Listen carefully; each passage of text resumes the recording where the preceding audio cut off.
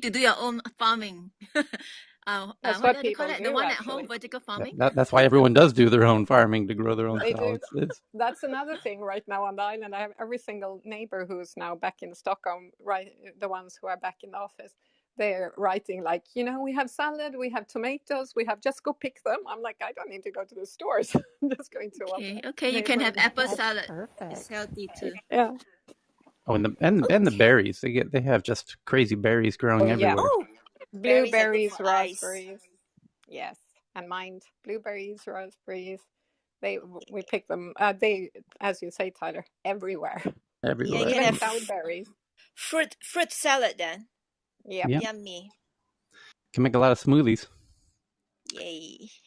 So where's my air horn? Are we ready? Top of that. There it is, right on time. Here we go. Let's do this. The biggest story at this moment is these aren't. I don't. Yeah. Oh, there it is. Number 2. Okay. I was about to say I know of a really big story, but I don't see it here, and it's actually number 2. But they say the number 1 story is that Tim Sweeney, who's the CEO of Epic Games, which is the maker of Fortnite and other very popular games, who is leading the charge against Apple and Google and their app store monopolies, as he would probably call them, to stop their 30% taxes on on game developers. So Tim Sweeney says that Apple told him, and more specifically Epic, his company, that it is not going to consider reinstating Epic's developer account back into the Apple ecosystem. So that means bringing their apps back into the App Store, because to bring your app into the App Store, you need a developer account. You're an app developer. Their Epic's developer account was canceled by Apple, so they don't have an account to put games into in the Apple Store. And Apple's told Epic they're not going to consider bringing back Epic's developer account until all legal appeals have concluded, likely years from now. Oh, ouch, ouch, ouch, ouch, ouch, ouch. That's a lot of money. A lot of money. Apple going scorched earth. They're amazing to think how much this could end up costing Epic Games for doing this, and to some extent how much it costs Apple, because Apple was making money as well off of Fortnite and everything else. It's going to escalate the legal suit. Yeah, I wonder if I have to imagine that Epic is going to say, we won the lawsuit, and Apple might have to pay some amount that they can make the argument that they, because of this, suffered billions of dollars of lost revenue due to Apple, stopping their account in the App Store. Time will tell. Okay, so the next biggest story, which I think is an even a bigger story, and this one's just breaking. Facebook's CTO, Chief Technology Officer, kind of like one of the most important people at the company, named Mike Schroepfer, says he will step down and shift into part-time advisor role. And I'll explain what that means in startup land. And Andrew Bosworth, who's the head of VR currently at Facebook, will become CTO. The veteran executive, known internally as Shrep, will shift to a senior fellow role. And that's done to minimize the damage of a high-profile person leaving at these tech companies. These tech companies, especially once they're publicly traded, don't want to spook investors, and they want to make sure investors feel like, oh, well, the brains are still in the building, that there's no massive loss of intellectual prowess and talent, that Mike is stepping down, but he's going to be a part-time advisor, so he's still in the building, is what the message that they send. And this is a common tactic for high-profile people at tech companies, where they want to minimize the damage to from the investor perspective. So, but what an interesting move that this should come days after the Wall Street Journal articles, because with those Wall Street Journal Facebook files, that's pretty much the whole purpose of those files at the end of the day. I mean, in the currency of big tech versus tech journalists, the Wall Street Journal just threw a whole bunch of punches at Facebook in last week with the intent of damaging Facebook, and this is precisely the type of damage that those types of articles inflict. Is you get team members being recalibrating, and I even said, did I not, that what happens is it changes the whole self-image of the people working there, that they start to think that they're not working for the quote-unquote good side, they're working for the dark side, and they think of themselves as good people, and it causes this internal anguish and reevaluation as to what they want to do, and especially the ones who have enough money to do whatever they want to do, as no doubt Facebook's CTO absolutely has enough money to do whatever he wants to do for the rest of his life. Well, what's he doing working at a company where now his grandkids might ask him, 50 years from now, hey Pappy, what were you doing at Facebook when those Wall Street Journal articles came out? So again, this is wild conspiracy theory thinking here, but this is not at all a surprise. This is precisely the type of stuff that happens when a company gets hit over the head repeatedly with these internal leaking documents and things. This is right on par for course. I have to say, I'm kind of kicking myself for not making a prediction precisely around something like this, that some senior names might step down. By the way, just to highlight this point, did we not see precisely this with Activision Blizzard? We did. And in fact, yesterday, their head of legal stepped down. Similar situations. Companies when they start getting hot, press. I mean, if you've been following tech news even for a month, you've seen this. Companies that get, hot, heat in the press, like Facebook has done, like Activision Blizzard has done, notably high-profile people have resigned from both companies. Coincidence? No, it's not coincidence. This is what happens. That's the natural course of things. So, Tyler, it's not unique to the tech industry. It happens in every industry when this stuff happens. Yeah. I just want to say there's also the case where people... Go ahead. Sorry. No, go ahead. I'll go just ahead. quickly it's say, all right. It's also the case that when you're in it for like a battle that's just starting, you need to stay for the duration. So if you were contemplating leaving before, this is a good time to accelerate that. So sometimes people leave because they don't want to be stuck for the next 3 years. Right. I have a prediction. I might as well make the prediction. He will not be the last notable person. Tyler, do you think Sheryl will be next? Sheryl Sandberg? No, she seems like a hardcore. I doubt it. Yeah. She's too connected to it. I think she's too inner circle. Yeah, too much of her identity is now wrapped up in a Facebook and yeah, that would cause a huge issue. Like, here's the thing. Now that the CTO has stepped down, if anyone else steps down in the next 2 weeks, oh boy, is Facebook gonna really have internal issues about that. About trying to prevent them from doing that. Yeah, but like saying, how about you do it 6 months from now? Here's a whole bag of cash. Go take 6 months in Hawaii, because they want to avoid any perception that there's an exodus beginning. And they could prevent that by, go some golden handcuffs of, here's a bag of cash. Just go spend it wherever you choose to for the next 6 months. And then we'll release, and then reevaluate. And then we'll come back. And in 6 months, if you want to leave, then of course you can. And that's one way to mitigate that issue. And Tyler, one thing Tyler, go on. Tyler, for me is that what happened to doing the right thing? It's not that these people didn't know what was happening, right?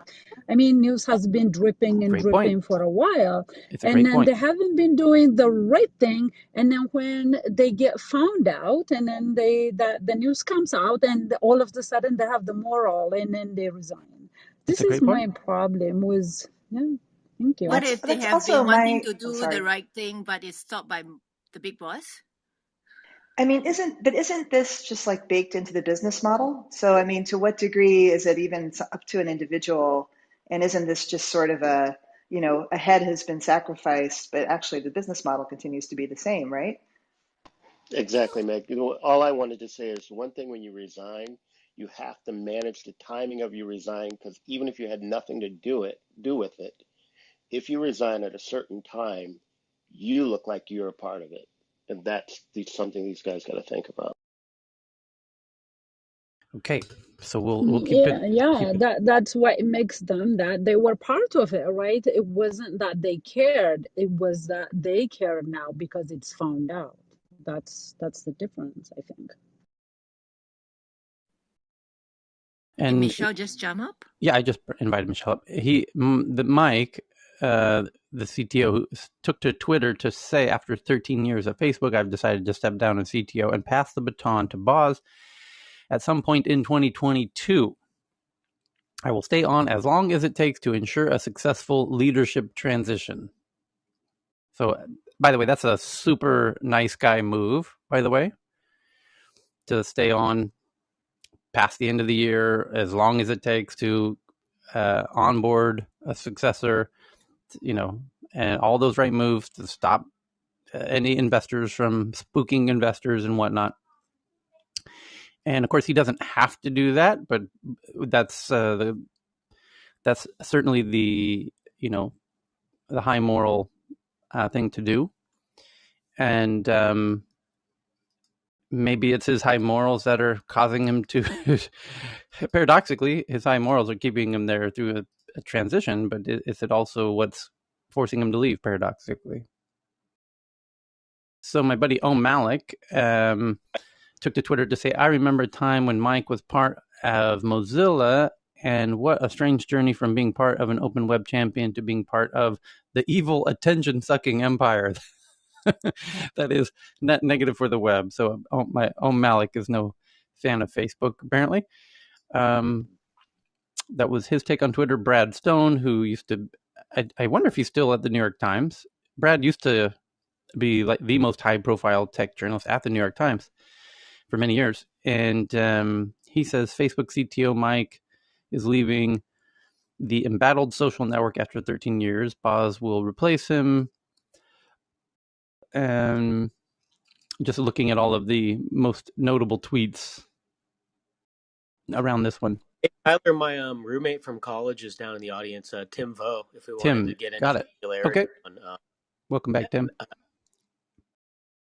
Okay, we'll go on to the next one.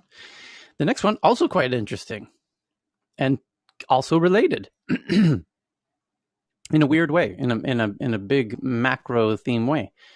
A leaked email from Apple. And by the way, internal leaking is now becoming a thing. Have we not noticed this at both Facebook and Apple lately? People, team members internally at both companies. And it says, Tim Cook says recent leakers of information about Apple products and internal meetings do not belong at Apple. And the company is tracking them down, according to a leaked email. You got to love the irony of that. Oh, that's so bad. The CEO says the company is doing everything in its power to track down workers. Tim Cook sent an email to here. Let's read this. Here's the actual email, the full transcription of. So the whole email was leaked.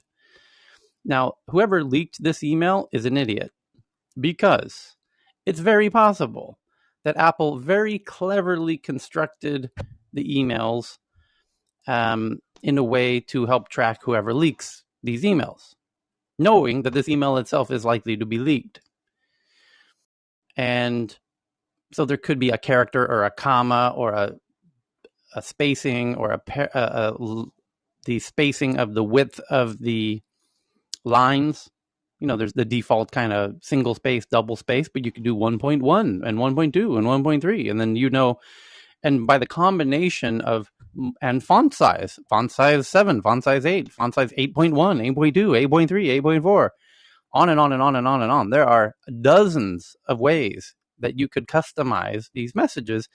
And by those different permutations, you could send font size 7.1 to the marketing team, 7.2 to the developer team, 7.3 to the hardware team, 7.4 to this team, and then inside of each of those teams, change the line spacing. So we know, okay, inside of the marketing team, these 5 people get line spacing X, the next 5 people get line spacing X.1, X.2, X.3, and you have 12 different variables. I just gave you 2.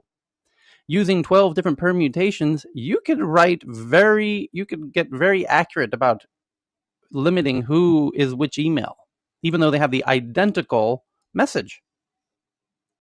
And the person receiving these might look at each other's side by side with someone else in the company to be like, hey, is yours exactly the same as mine? Okay, it is.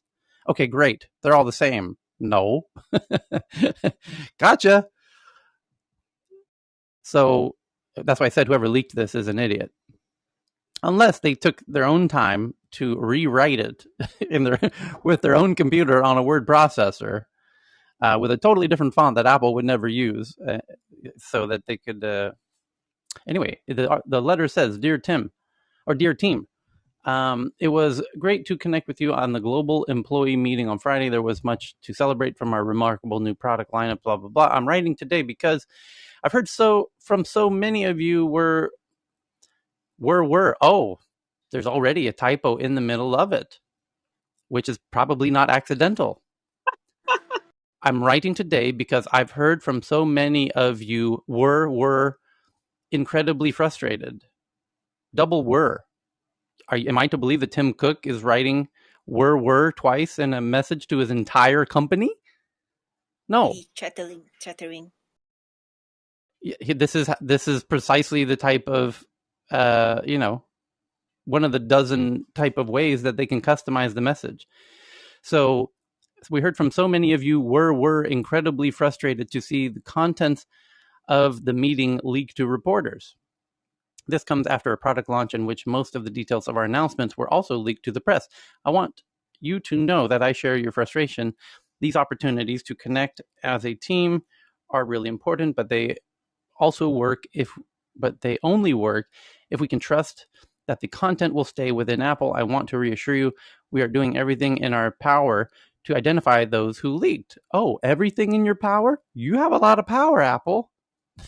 You've got a lot of really clever security hackers working at Apple, some of the best in the world, some of the absolute best social engineers in the world work at Apple. Doing this kind of a thing of finding a leaker in the way that I've described is fucking kindergarten for those folks.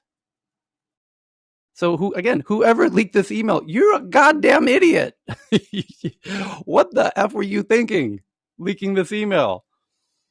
So what the hell were you thinking?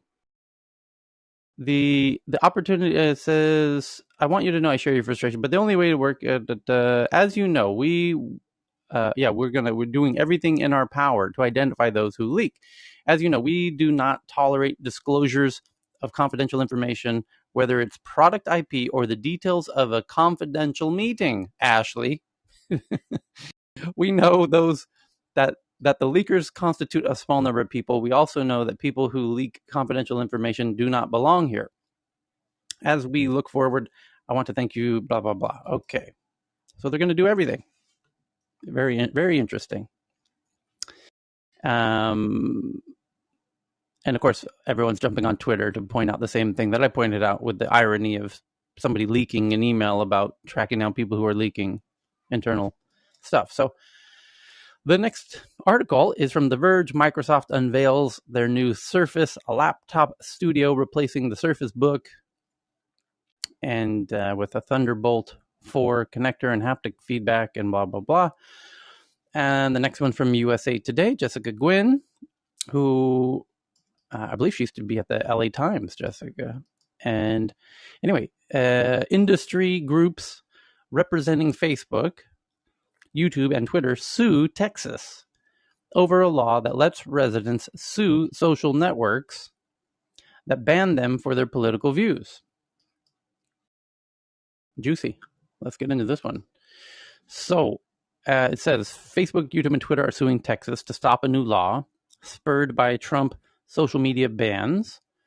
The law would allow any state resident banned from social media for their political views to sue. Dozens of states are considering bills to crack down on how companies regulate conservative speech.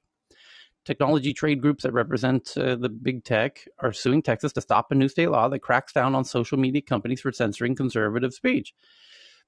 The lawsuit, filed in federal court Wednesday, challenges the law signed earlier this month by Texas Republican Governor Greg Abbott that would allow any state resident banned from social media platform for their political views to sue. That's going to be difficult. Why? Yeah, now you're going to have to prove that they banned you for your political views. Texas lawmakers were motivated in large part by the suspension of former President Donald Trump after the January 6th attack on the Capitol.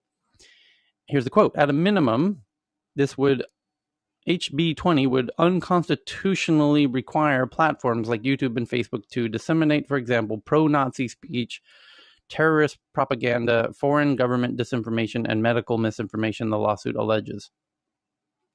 And there's the additional irony of Republicans claiming, that companies have the right to do whatever they want. The government can't tell companies what to do. That's a very strong talking point from conservatives.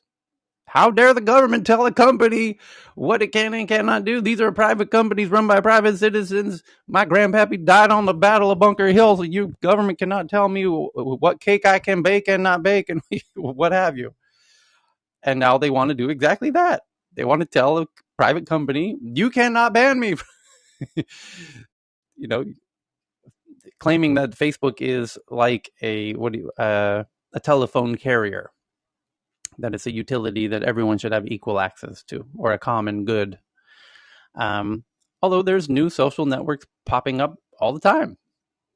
And, so it's going to be a really interesting, they're not going to win this one, by the way. Tyler, do you think... One thought though, Robert, and I've said this ever since the last election, is boy, oh boy, the real reckoning is going to be in the next big election and the next presidential election if Donald Trump runs again. And of course, he's banned on the platforms and will be banned during the elections. And that might even fire up his base, the fact that he's banned during the election from using social media like he did last time. And what happens? He nearly won last time. What happens if he wins next time? To Facebook, specifically, and Twitter, and these platforms.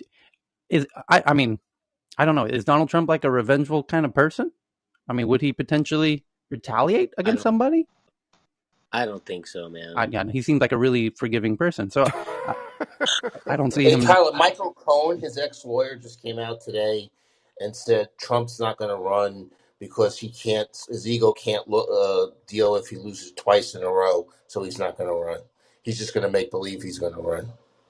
Well, he could make his own new White House behind the the Four Seasons landscaping. Yeah, I mean, just move into the White House. He just needs to make a company called the White House somewhere on some street named Pennsylvania Avenue somewhere in Poughkeepsie and move on in.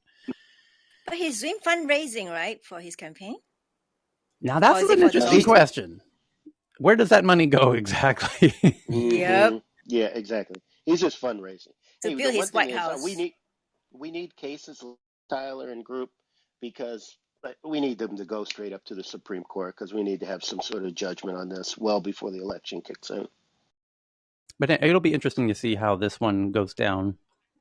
But here's what's interesting about it is Texas simultaneously is trying to roll out the red carpet for big tech to move their big offices, Apple, Amazon, and the chip companies have huge mini campuses, and not even mini.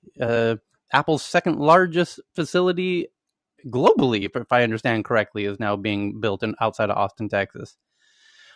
Tesla, and these platforms.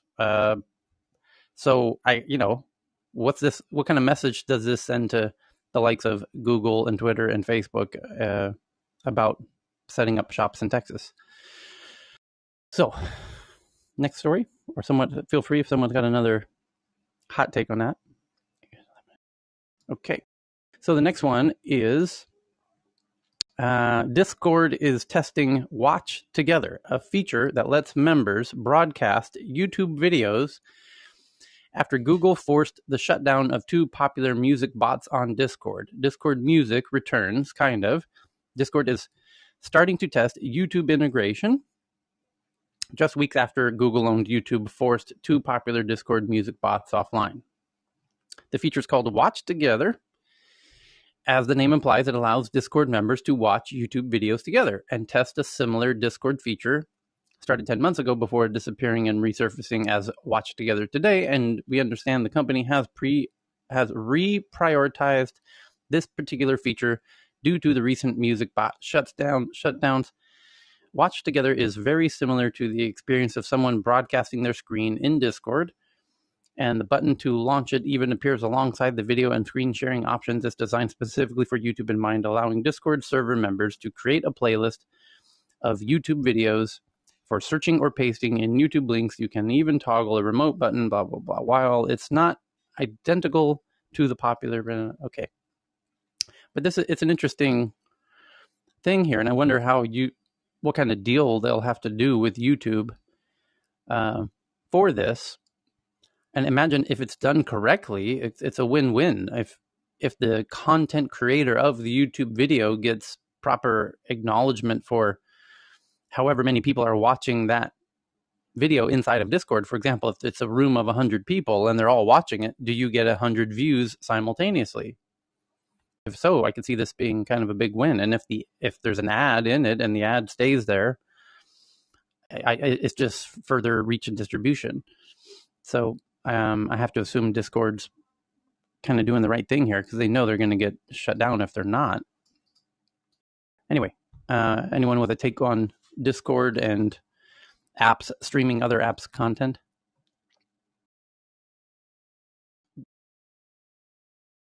There's a potential similarity. The example that I like to think about is what happens in Spotify's version of Clubhouse that they call Green Room. If they have music and they have fans, I have to imagine this is a high priority for them, is all of the Nicki Minaj fans listening together in a green room about Nicki Minaj songs. And you could, or heaven forbid, BTS, who has millions of fans, if they're listening to BTS songs together in a room, does one stream equal 100,000 listens? I have to imagine it does. And that could be fantastic for those rights holders of that content.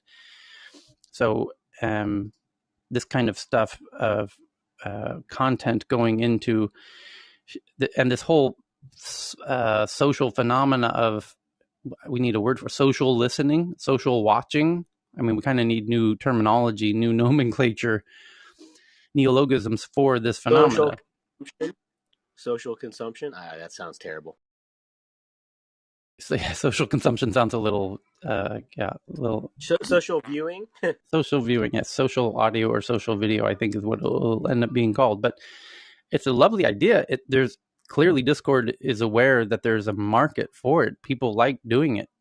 And Japan's been kind of very aware of this for a very long time, even in TV, going back to the 80s. Like, Japanese TV shows have a format that I know will eventually come to the US, where the format of Japanese shows very commonly is a bunch of celebrities sitting on a couch watching a YouTube video together, and then you at home are watching the celebrity's reaction to that YouTube video. And it becomes very meta, but my God, is that a very common thing in Japanese TV? And I'm already starting to see that ramp up in US in recent weeks and months. Basically, it's a similar situation what we actually do, like in terms of the WWDC and then Google I/O and all that. We are exactly doing the same thing. But these kids are like just all the time. I mean, this is not just about the actual gaming. I mean, they have to interact with each other. So the Discord is the way. And similar sort of thing like actually happening. That it's not just about the game while they're actually playing and interacting with each other, but also like many other things they want to. Yes. And that's going to be the new generation. To this point, I would love for the social audio apps like Clubhouse to consider. I mean, they have to make the decision what's best for their each individual apps.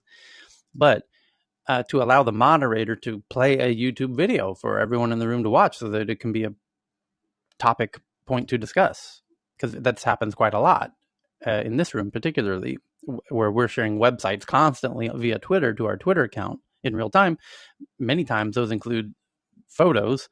Sometimes they include videos, and you have to go to our Twitter account to see the tweet, that we're sharing. So anyway, it is just to highlight the commonality of this, now that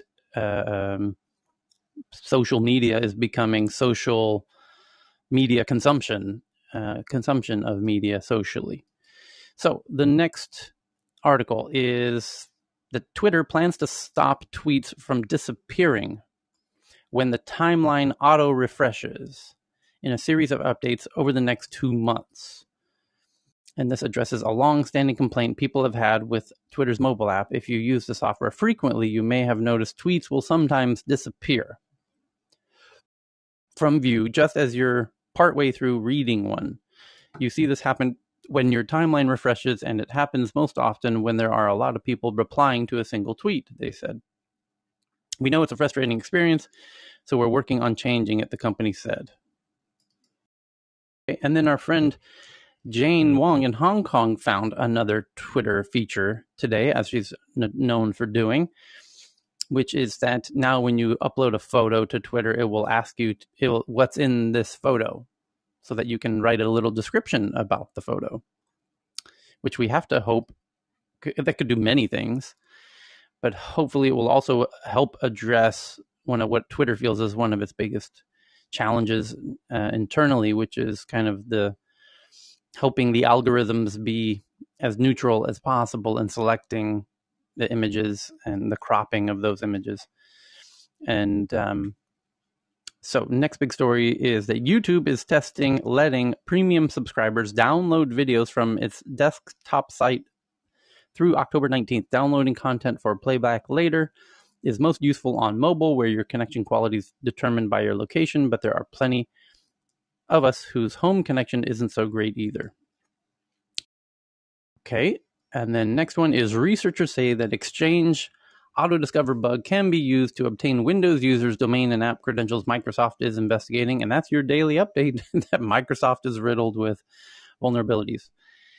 Next up, read later apps pioneered by Instapaper and Pocket, where you save content that you consume around the web because you're going deep down the rabbit hole and you don't want anything to slow you down, and you're finding too many good trails to run down than your body can run down. So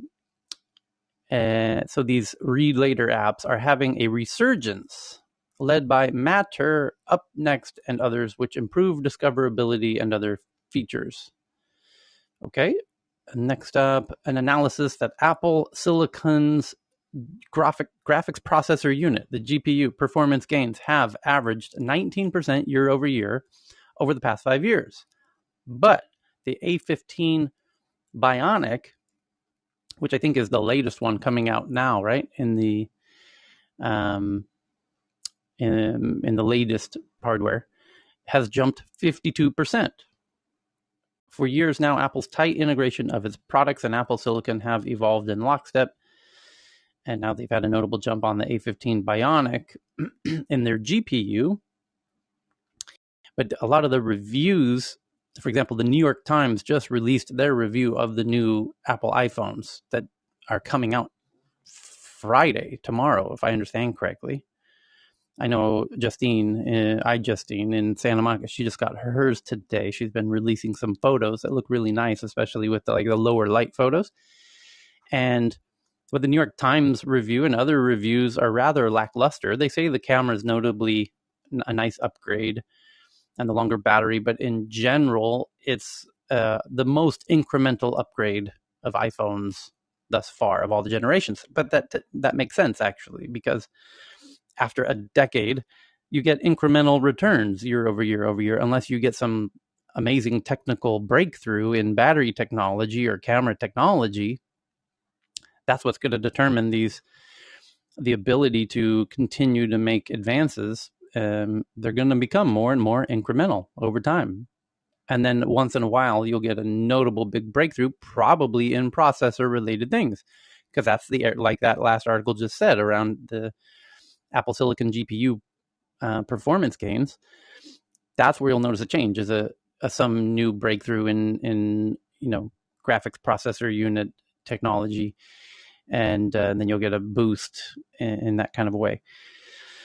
Next one, Microsoft announces their Surface Pro 8 with a 13-inch edge-to-edge display. And then the next one is Facebook says that Apple's ATT changes will continue to cause headwinds in Q3, which means starting now, September. Q3 would be, fall, and reveals it underreported iOS web conversions by 15% on average, stock down 3%.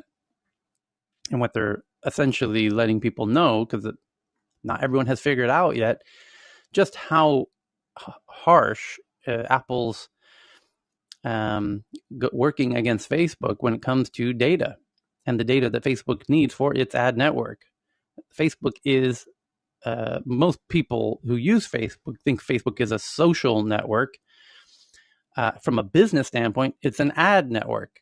That's how it makes money. And the ad network is powered by a social network, meaning the data they get for their ad network is from your social network. Google is also an ad network, which is powered by a search engine based on what you type into it. You're typing different things into Google than you are into Facebook. They both power their respective ad networks. That's how they both make money. So the issue is Apple and Google are limiting the data that Facebook has access to power their ad network. And it's going to hurt them very severely, which is why they've announced they're going into the metaverse, where Apple can't really control access to our data. So, and they're just... Tyler, maybe I can add. Go ahead. I can add context to this. Yep. I think what's interesting with the Apple changes is that they also building their own ad network, and those restrictions won't apply to them. So I think that's what's interesting here. I think the whole stance on privacy is more of I would say it's a competitor move, because they really going bullish on their own ad network, which will have the same capabilities and intent leveraging than any other ad network. That's right. Yeah, Apple itself has, here's the interesting move there is we were just talking about Apple's incremental improvements on their hardware. And because of that now, by the way, that New York Times headline I just talked about, the New York Times headline said most incremental update yet for the iPhones. Apple knew that was going to be the case 5 years ago, that sometime around iPhone 13, we're going to start having diminishing returns of incremental updates. They know that. They've known this forever. And they know that to make up for, now people are thinking, do I really need the iPhone 13? It's really not that much different than the 12. Looks identical, pretty much the same, incremental update. I might not need it. And if they start seeing diminishing sales as a result of that, they're going to need to diversify their income and make up for the lost income in some other ways, like an ad network. And if they're going to go into an ad network, and again, they've got the hardware, they've got all the data, they know what you're doing everywhere you do, all that juicy data that they get from their devices can power an ad network, even better than Facebook gets from your phone, because they are the actual phone. They have access to more data than anyone else does because it's their own device. So, and they've got multiple devices. They've got not just the phone, they've got the watch, and the earbuds, believe it or not, might be able to bring in some kind of relevant data. So, And I also think what's interesting is that with iOS 15, they will actually implement the same restriction with blocking IP addresses, email. But what's interesting is that their own users don't know that this prompt or whatever they launch in April does not apply to them, to their own apps and ecosystem.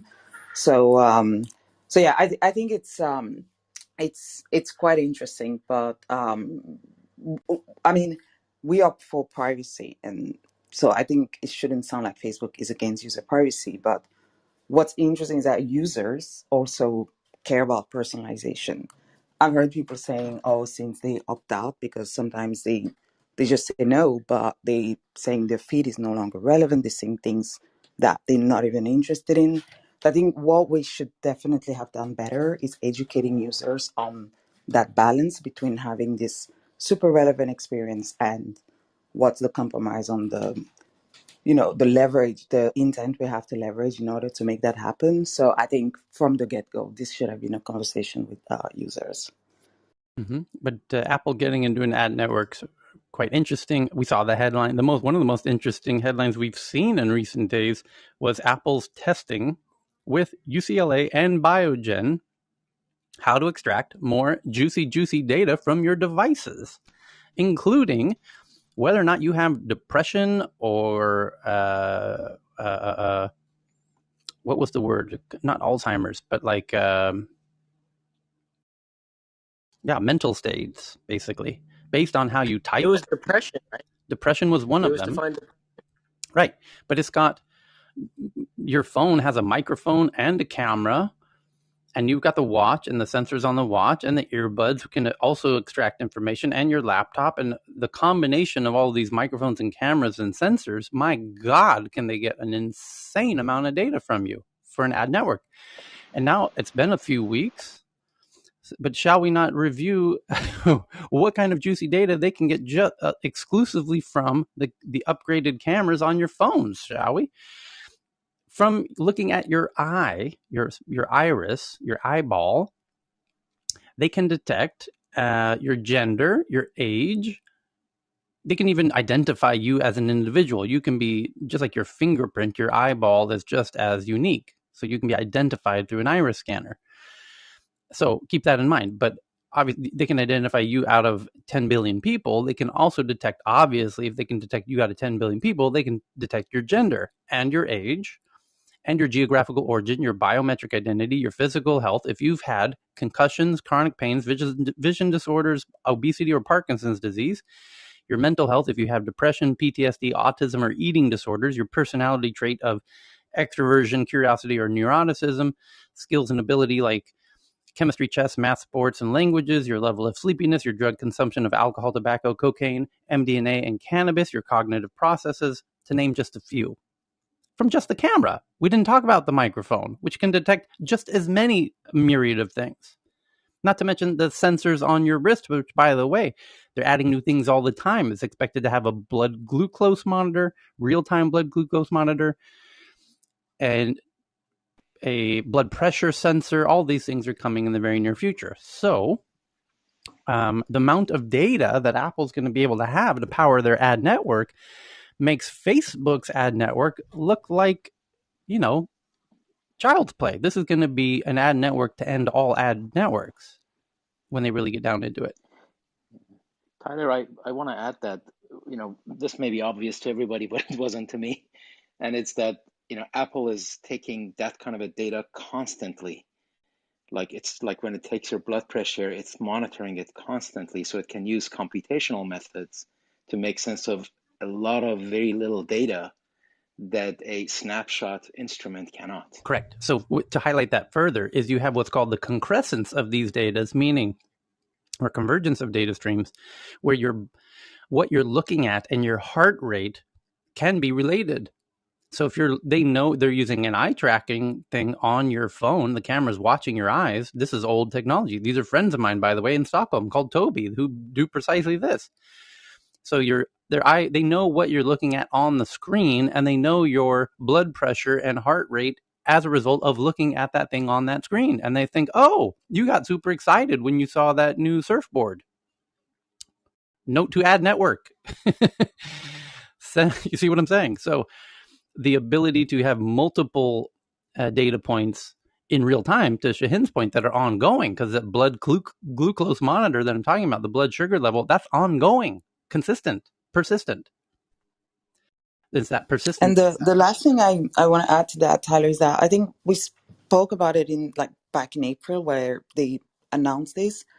Well, I mean, at least this is my own opinion, but I think the risk of that is because the smaller businesses will be really impacted, because then you'll just have walled garden. Everyone will bring everything within their ecosystem so that they don't depend on each other. So that means if you have a website, you won't be able to even measure the traffic because all of it will be blocked. So basically, you will have to have your e-commerce within Amazon, Facebook, or Google in the future, unless they, if that makes sense. They could, though, get really crafty and say, we will share data with you about Safari browser usage, to kind of force you as a website to encourage your users to use Safari, and all kinds of interesting, walled garden encroachment technology, strategies and tactics. Anyway, it's going to be very... Yeah, but what's interesting is that the trend is that there will be less and less reliance on third-party dependence. So I mean, some of the points that we always, we bring up is like when you go to a bar, they only need to know that you're of legal age. They don't need to know, that you went to Target and you bought 3 rolls of toilet paper and you went to Kmart. Well, no one goes to Kmart, but you know what I mean? They don't need your chronological shopping history. And I think that's the, going to probably be the nature, is that it's going to be, a need to know basis. They need to know if you're of a certain age. They need to know certain things should be opt in instead of just collectively follow you everywhere you go. And I think that's what Charles was getting at when he said, when you go to a bar, they just need to know that you're 21. So next up is teachers say Oh, many... Tyler. Yes, go ahead, Mike. So sorry, I just wanted to chime in and just say, the irony is I, as a social science researcher, if I wanted to get a fraction of this data on adults, I have to go through a whole ethical review process where I apply for ethical approval in the country, and they ask me questions about how I'm going to protect people, and that's for not-for-profit, right? That's for the benefit of the scientific record. I couldn't even hope to get that kind of data on kids, but private companies can go in and extract all this data without even going through any of that kind of review or questioning. Just a reflection. Yeah, great point. So the next article here is that teachers say many students brought up with search features, the ability to search for stuff, in like a little a white page with a little box where you can search for stuff. Maybe you've seen one of these. And teachers are saying that students brought up with search features on their computers are unfamiliar with directories and folders, forcing a rethink of organization of data, basically. Because my own personal experience with that is in Gmail. Email used to be, before the search bar came to email, you used to have to organize your emails into folders. And you'd have your work folder and your personal folder, and inside of your work folder, you'd have emails about this project and that project and this other project, or this client A and client B, C, D, E, F, G. And now that you've got a search bar, I have to be honest, I don't use folders in Gmail, and I've got millions of emails, and I can find any of them by recalling a word or two, or the person who sent it, or the time, or whatever. No need for folders at all. So folders have kind of moved. I feel even email now is not really, people aren't really using folders in email. And to the same point in computers in general. In computers, we keep things in folders as well. And as you get better at searching for things, and as the computer's search abilities get better, you won't need to use folders in that kind of way as well. And that evolves into the metaverse. Are we going to bother with folders for things in the metaverse, which is this truly visual paradigm? Or will you talk to, the app behind the metaverse? Will there be a virtual assistant, a voice assistant, who might even have a physical manifestation inside the metaverse, So you'll actually see Siri or Alexa inside the metaverse, or maybe it's just a voice in the sky, kind of like the Starship Enterprise from Star Trek. And you just say, okay, computer, give me this image or this music or this, PDF or this document or whatever. And there's no folder file structure at all. So it's kind of an interesting thought about the future of topologies for digital topologies. The next one up, Microsoft unveils Surface Duo 2. Who cares? Bloomberg says they have sources that Biden plans to nominate Cornell law professor and cryptocurrency critic to run the office of the comptroller of the currency. OCC nominee Sol Omarova, favors shifting bank accounts to the Fed. She would be the first woman to serve as the comptroller if confirmed. And is Donna with us? No. Omarova, who has said she wants to end banking as we know it, quote unquote, will be tapped to run the office of the comptroller of the currency as soon as this week, according to 3 people familiar with the nomination process who asked not to be named before a White House announcement. The OCC supervises the nation's biggest lenders, including JP Morgan Chase, Bank of America, and Citigroup. Ben is in the audience if you want. Okay. Picking Omarova, who teaches at Cornell Law School, is a shot across the bow for Wall Street, as she's expected to pursue tougher oversight and stricter rules.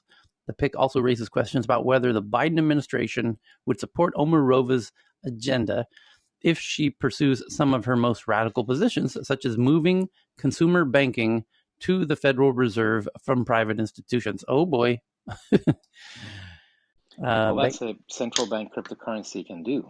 Yeah. Because there's really no reason for these banks in between. Right. And yeah. So that becomes the huge question. Is she a cryptocurrency? What's her take on Bitcoin or cryptos, for example? And that relates to a headline we saw yesterday that some Bitcoin social engineers, some might say hackers, are trying to figure out which politicians, specifically senators and House of Representative members, are holders of Bitcoin. Because politicians have to be a bit transparent about all of their investments. So should there not be receipts and paper trails to figure out who's dabbled in a little bit of crypto? And if they have, maybe they are closet allies to the crypto community and can be leaned on and wined and dined and lobbied to see if there's a critical mass of people to pass legislations in favor of the crypto community. It's quite a really interesting. Maybe that's how they get their bribes, through crypto. So it'll be interesting to see the results of that social engineering project that's now underway. And it'll be super interesting to see how Miss Omarova feels about cryptos, to Shahin's point. So it says Omarova might face a tough confirmation fight as Democrats have a razor-thin majority in the Senate. Banks, which are big donors to both political parties, will likely lobby aggressively against her candidacy. Gee, I wonder why. Might have something to do with the fact she's thinking about moving banking to the Fed and away from the individual banks. As if the banks don't have a hard enough time with all the fintechs that are bleeding them from 1,000 paper cuts in every direction. The Biden administration has so far struggled to fill the OCC job. Earlier this year, the White House was forced to drop previous candidates, including former Treasury official who drew opposition from progressive Democrats. Michael Hsu, a former Fed official, has been running the OCC on an acting basis since May. If approved by the Senate, Omarova, a Kazakhstan native, would be the first woman to become a full-fledged leader of the OCC, which has only ever had a female serve as a comptroller in the acting capacity.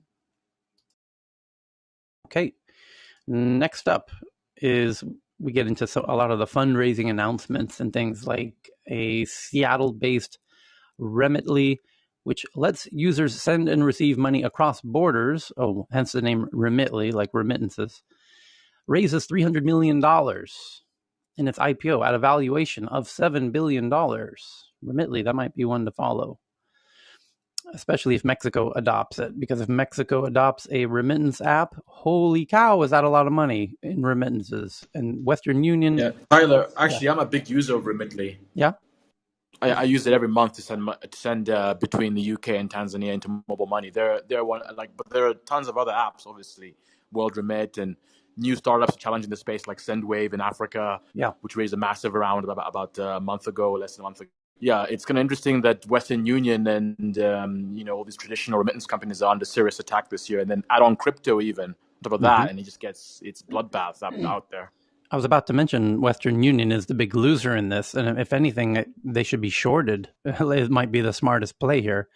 To your point, why pick a winner when we know who the loser is going to be, essentially? So it's unclear who the winner is going to be. I mean, I can't think of a bigger change in my life as a someone who used to live and work abroad and still move money back this way. Then I can basically get up in the morning and be in my toilet and send money in a few clicks versus like having to before go to a branch, pick up the money, someone to send it to the other side. The pandemic's accelerated that. So I don't know who is going to these Western Union branches anymore, right? It's yeah. So well, all I know is I'll never touch your phone, so you got great security there. If you're doing it on the toilet, just joking. We've also got TransferWise is seemingly getting more into instant transfers. I just had somebody send me a TransferWise while they were standing next to me, and I thought it was going to take a day or two. It took 10 seconds, and it arrived in my Thai bank account from their European bank account instantly. And it was not a small amount. It was a rather significant amount. Yeah, and Tyler, this also kind of, I look at crypto because, of course, those in the room who are really into crypto, how much better can crypto improve that? Because was crypto used in the background there to process that? So that's the key here. Like, if someone can move with low fees and as fast as 10 seconds from a European account to Thailand, what is Bitcoin or crypto going to add to that in the convenience and speed and cost? And how much more obsolete does all of this make the traditional banks? Because I avoid them when I'm transferring money. Totally. Remitly is a digital money transfer company trusted by over 3 million people worldwide to safely send money home to their loved ones. How to receive. I just wanted to see if it was tied to the... Are they using crypto in as part of their secret sauce? Doesn't seem like they are. I was going to add, well, they could just be tokenizing, which I think is coming online, Tyler. Tokenization with smart contracts, which is just enable a transfer so you have its security. Mm-hmm. And I'm doing something with cybersecurity now. So if you have your own side chain, which isn't on the blockchain ledger in a sense, but it is a third party ledger. Banks can do that. JP Morgan rolled this out in 2017. They just didn't go public with it. And so it's an ability to encrypt something in large amounts of tokens on those identities, as long as there's two wallets, and you can tokenize it, but you don't have to say that's how you're doing it, and then you won't have a hacker problem. I have a question. I need to pay engineers all around the world, right, for some projects. So when I transfer recently to some engineers in Africa through my DBS bank, DBS Remit, they get it the next day, the next business day, and the charges are not high and it's very fast. Anybody have any idea how that works? Because it's definitely not through crypto. It's just through my bank and then to the other party's bank, and I can transfer it over within one day. I mean the next day. So, is there any fintech people or bank people here? I don't know the mechanics of it, but from what you've described, I mean, that's what Wise and some of these other services do, where you're able to go from bank account to bank account, but you're not necessarily exchanging in crypto, but you're doing electronic transfers.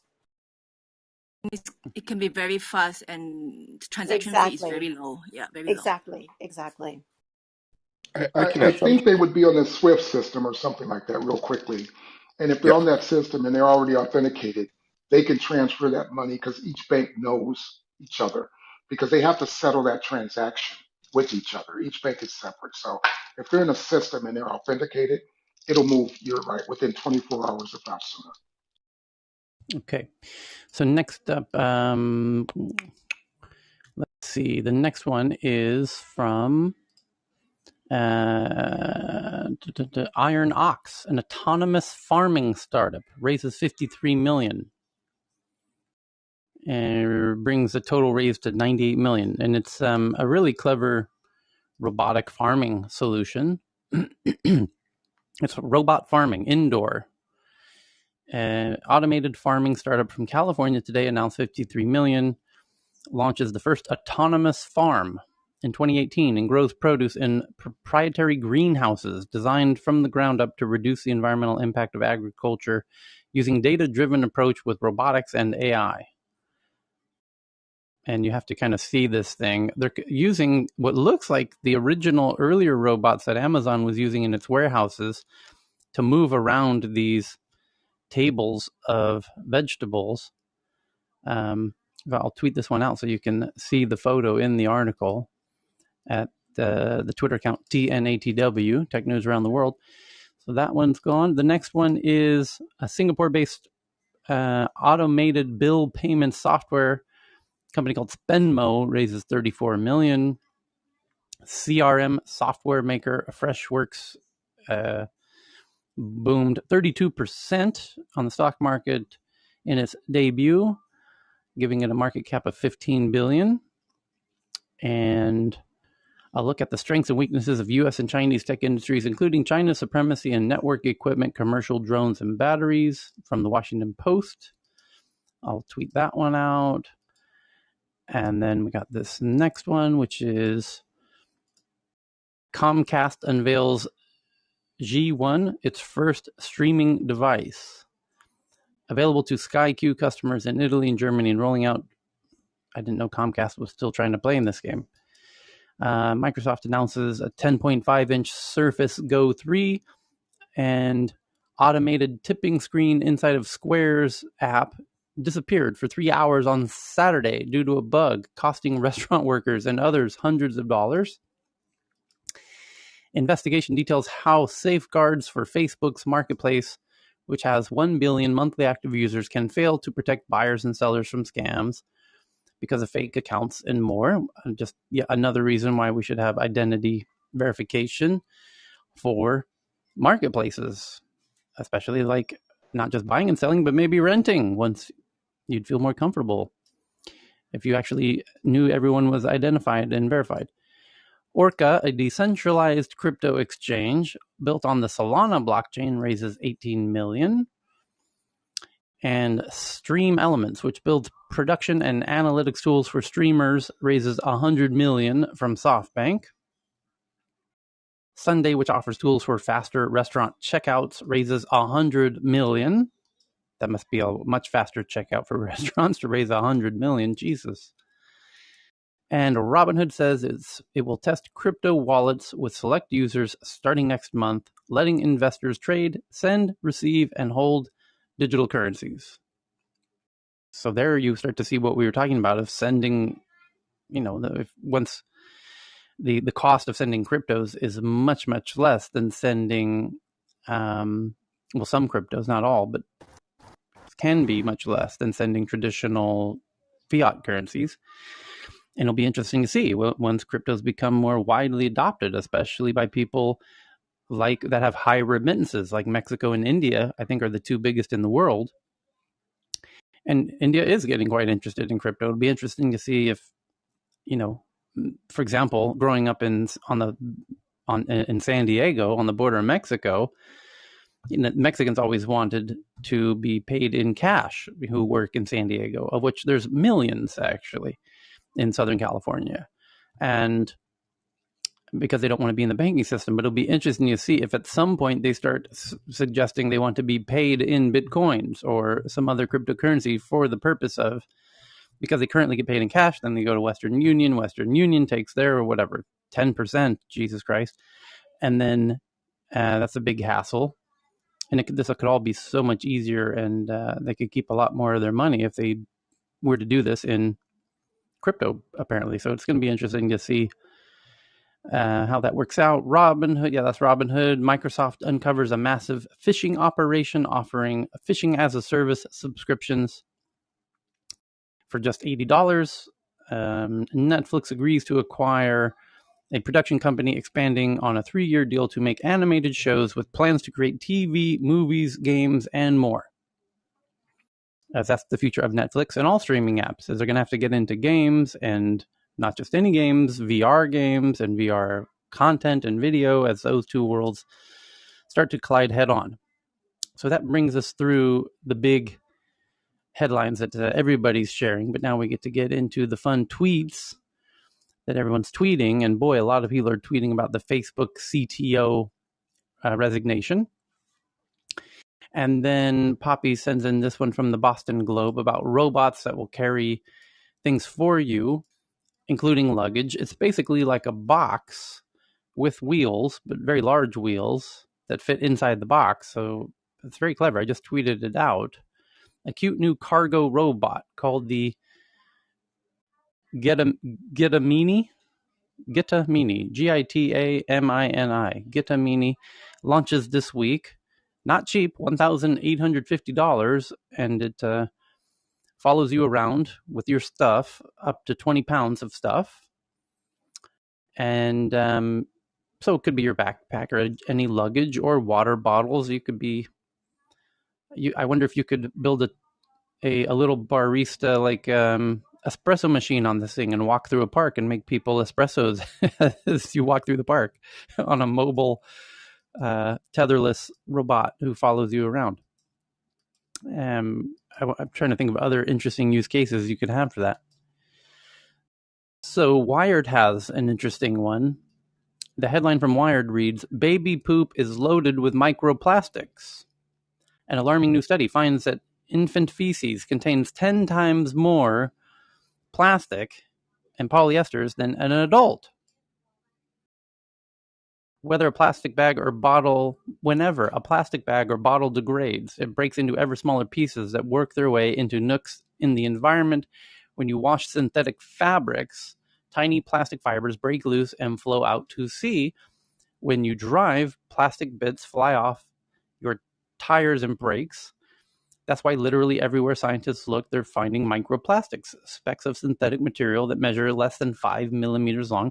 They're on the most remote mountaintops and in the deepest oceans. They're blowing vast distances in the wind to sully once pristine regions like the Arctic. In 11 protected areas in the western U.S., the equivalent of 120 million ground-up plastic bottles are falling out of the sky each year. And now microplastics are coming out of babies. In a pilot study published today, scientists described sifting through infants' dirty diapers and finding an average of 36,000 nanograms of PET, polyethylene terephthalate, per gram, with like PET bottles, plastic bottles, per gram of feces. Now there's a dinner conversation talking point. 10 times the amount they found in adult feces. They even found it in newborns' first feces. Your very first poop. Well, at least it's coming out.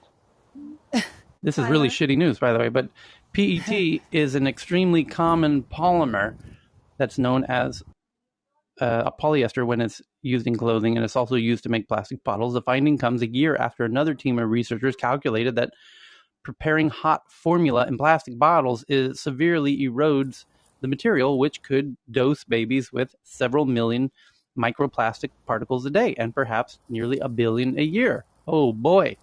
So do not heat up plastic bottles for your baby's formula. Yes, I may.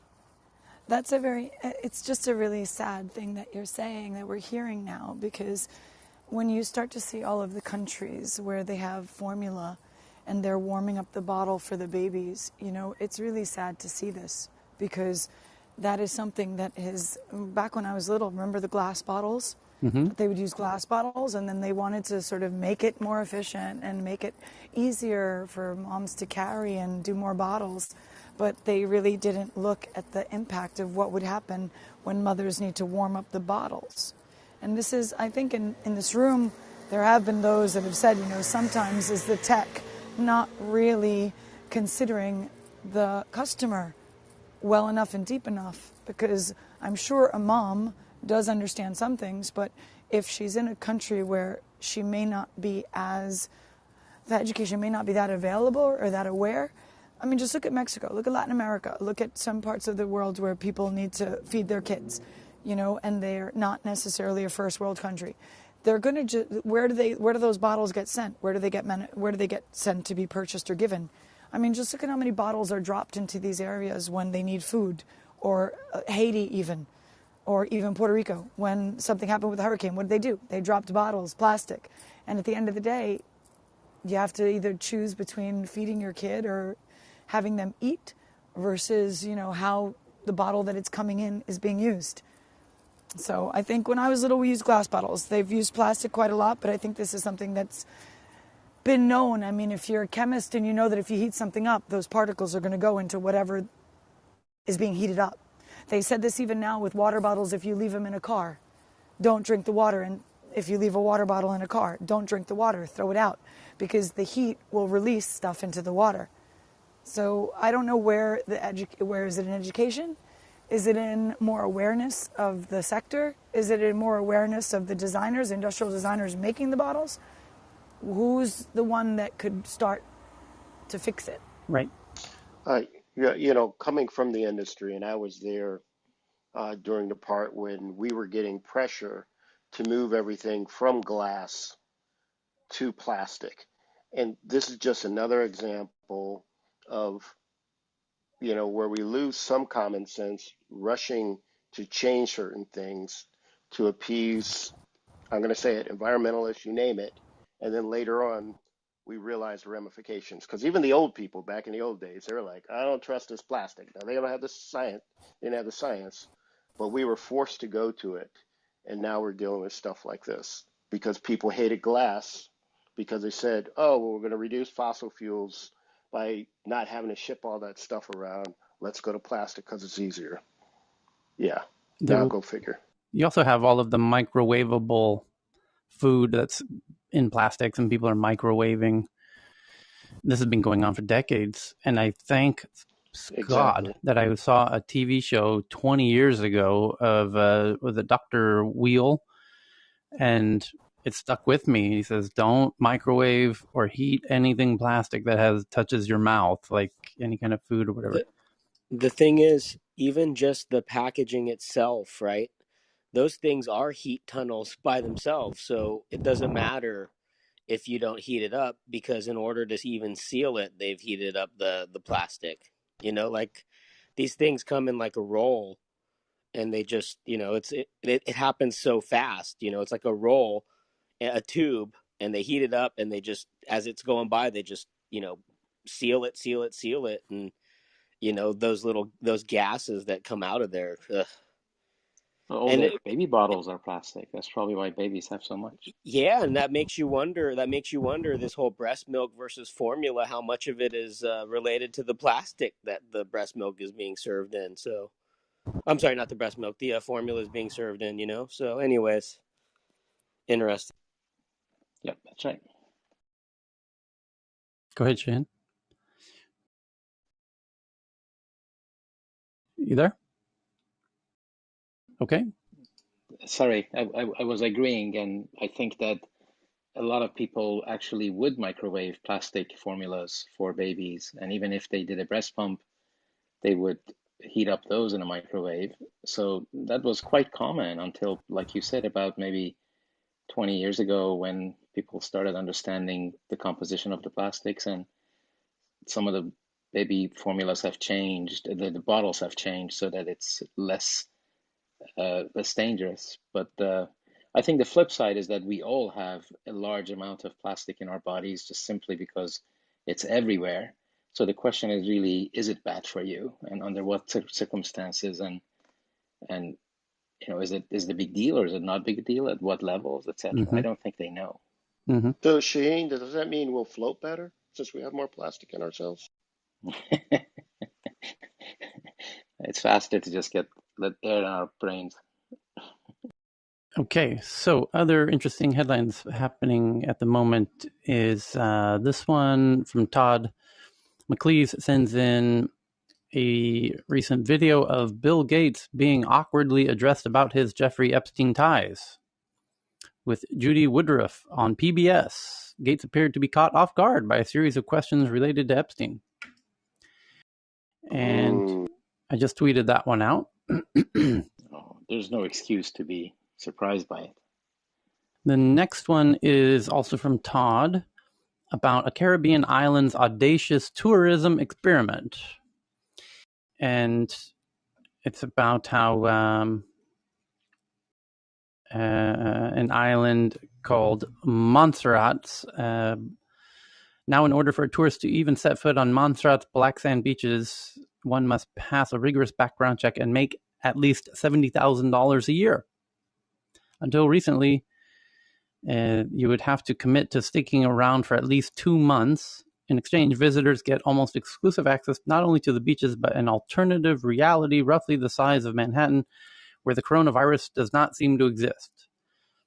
Soon after the British territory detected its first corona case in March 2020, it closed its borders to tourists, and in April 2021, it cautiously reopened with the remote worker program requiring both vaccinated and unvaccinated visitors to quarantine for 2 weeks and then take a coronavirus test before exploring the island. So far, 21 travelers from 7 families have participated.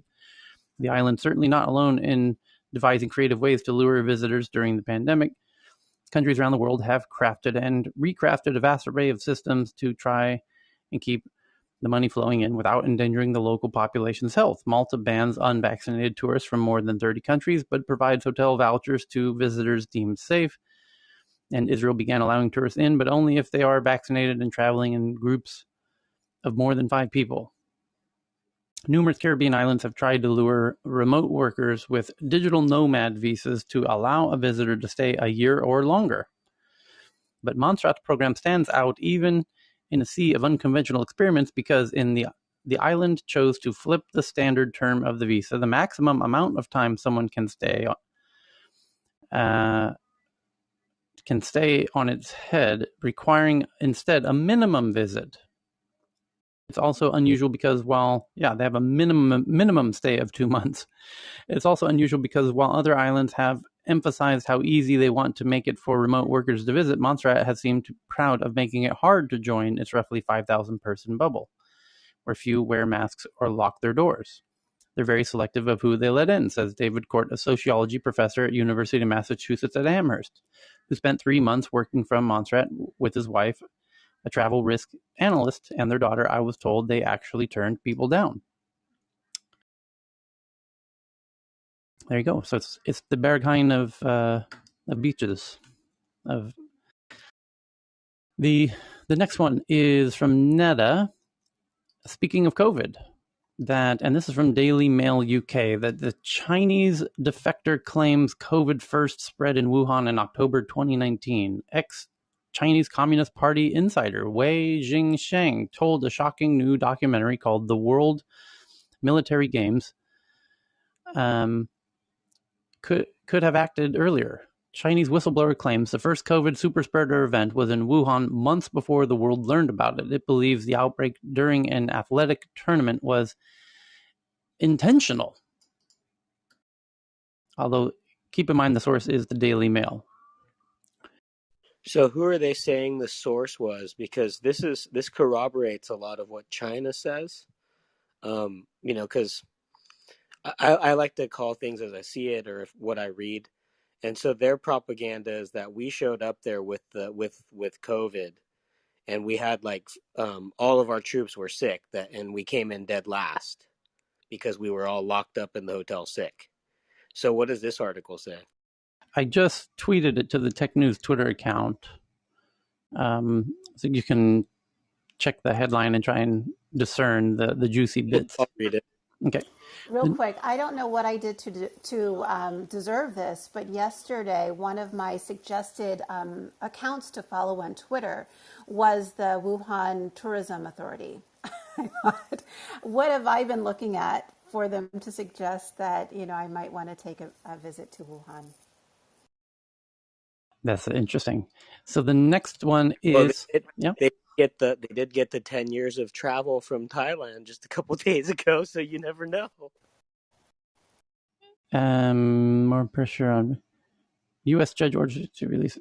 Robert, you just sent in one here about a U.S. judge orders Facebook to release anti-Rohingya account records.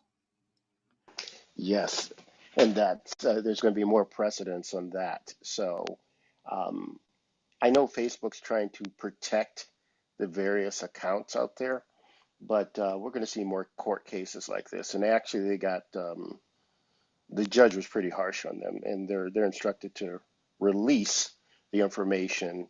And these are actually accounts that are actually closed, but they are accounts that are part the investigative group are requesting because it's tied to possible genocide.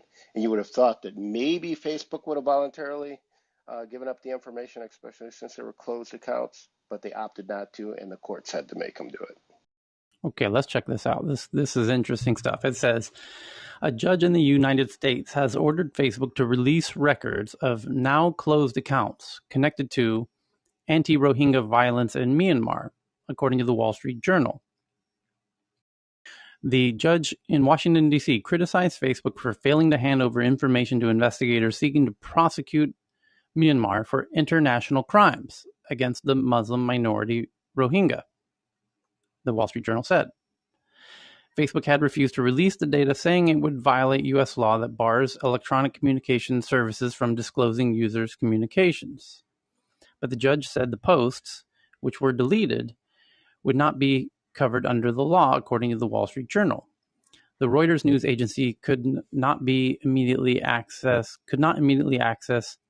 details of the ruling, and Facebook did not immediately respond to requests for comment, Cheryl, but the Gambia is seeking the records as part of a case against Myanmar at the International Court of Justice in The Hague, accusing Myanmar of violating the 1948 United Nations Convention on Genocide.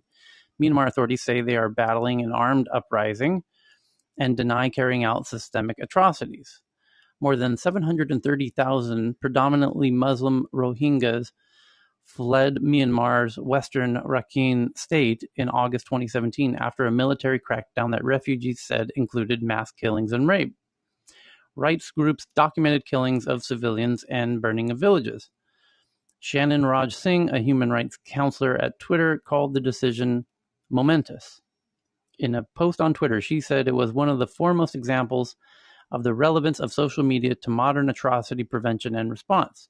Facebook has come under fire in Myanmar over the past 10 years, during which the Rohingya have been subjected to a successive wave of violence from the volume of hate speech directed against the community. Investigators from the UN say the platform played a key role in spreading hate speech that fueled the crackdown in 2017. For a little additional context, Myanmar uses Facebook. We call it Burma here, but whatever you call it,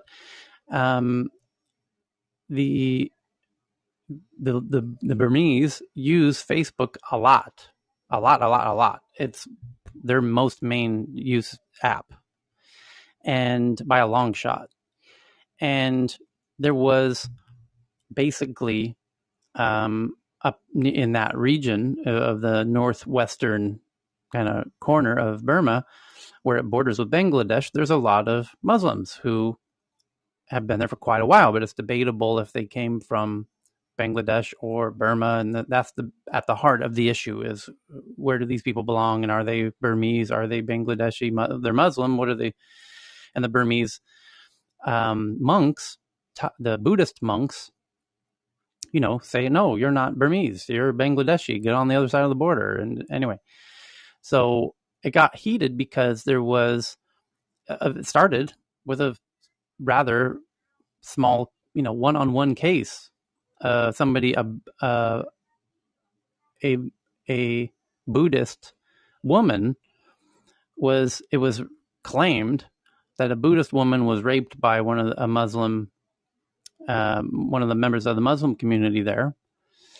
And that's what triggered this whole snowball. Oh my God, that just turned into a huge ordeal, where it turned into tat for tat retaliations, where because of this claimed rape, the Buddhists retaliated against the Muslim community there, and then that escalated, and it just kept escalating and escalating. Well, the Buddhists, have the military. That's the Burmese military is Buddhist, and the Muslims don't. They're kind of like villagers living on, and so now it's one side versus the other, and one side has the military and the other does not.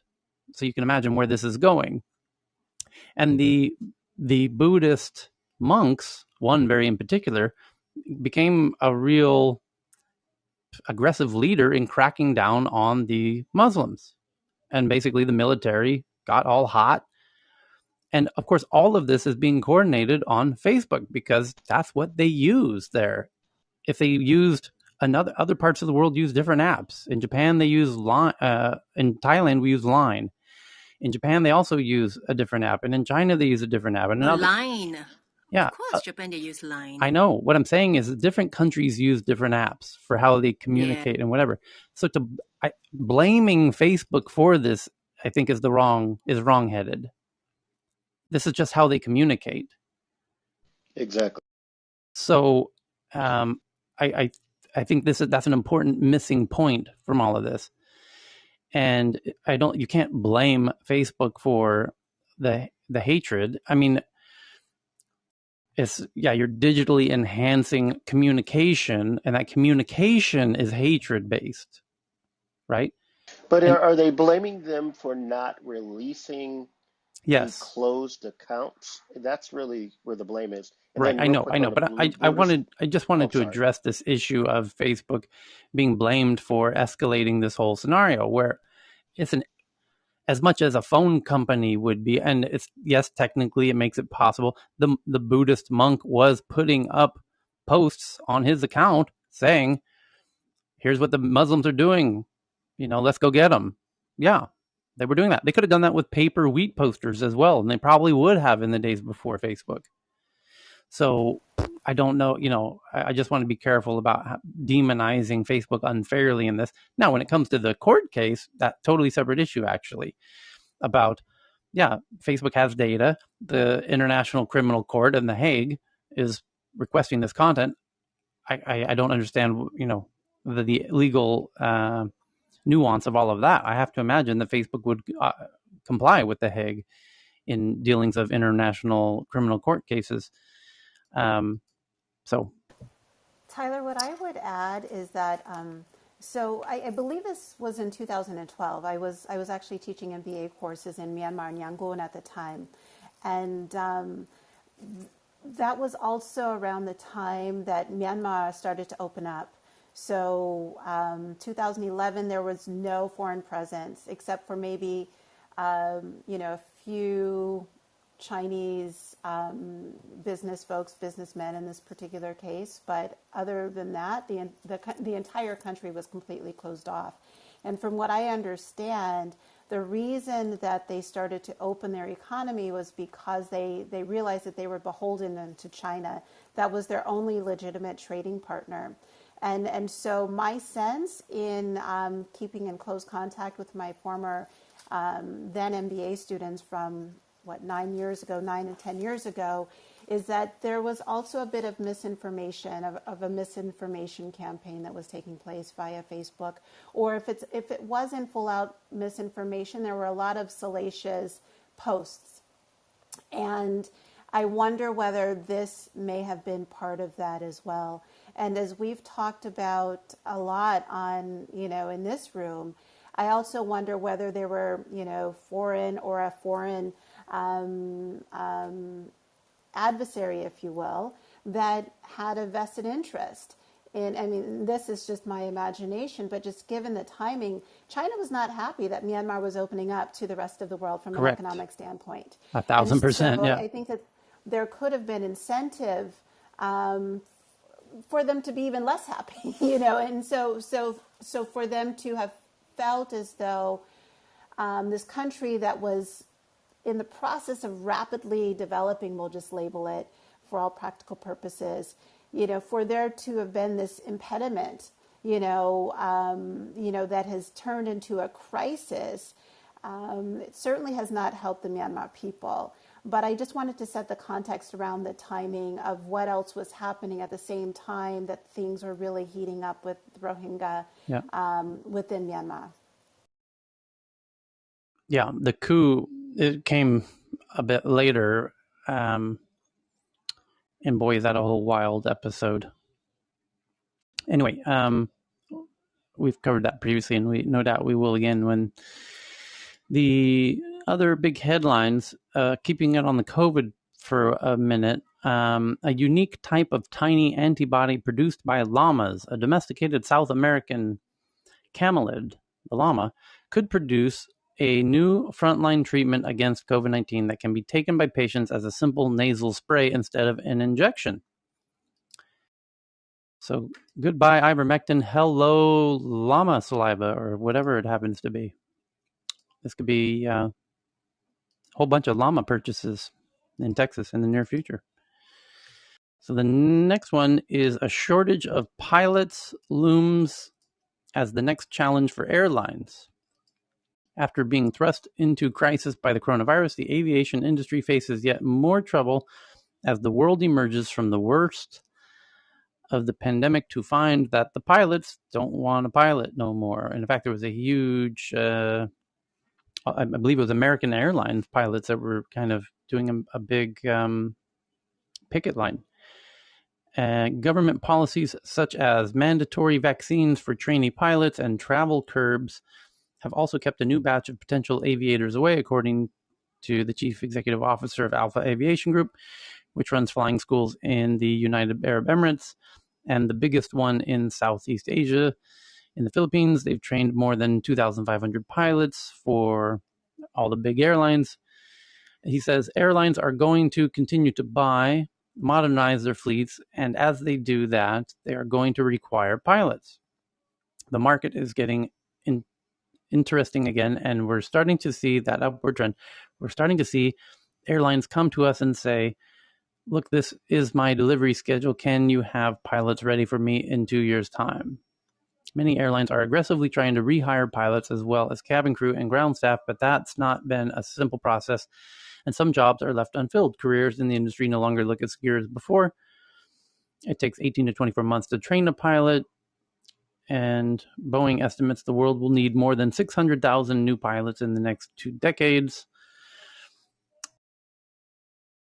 So there's a big global of pilots, and I think crews as well. I think people don't want to, all of this masking stuff and these crazy folks on these airplanes, during COVID.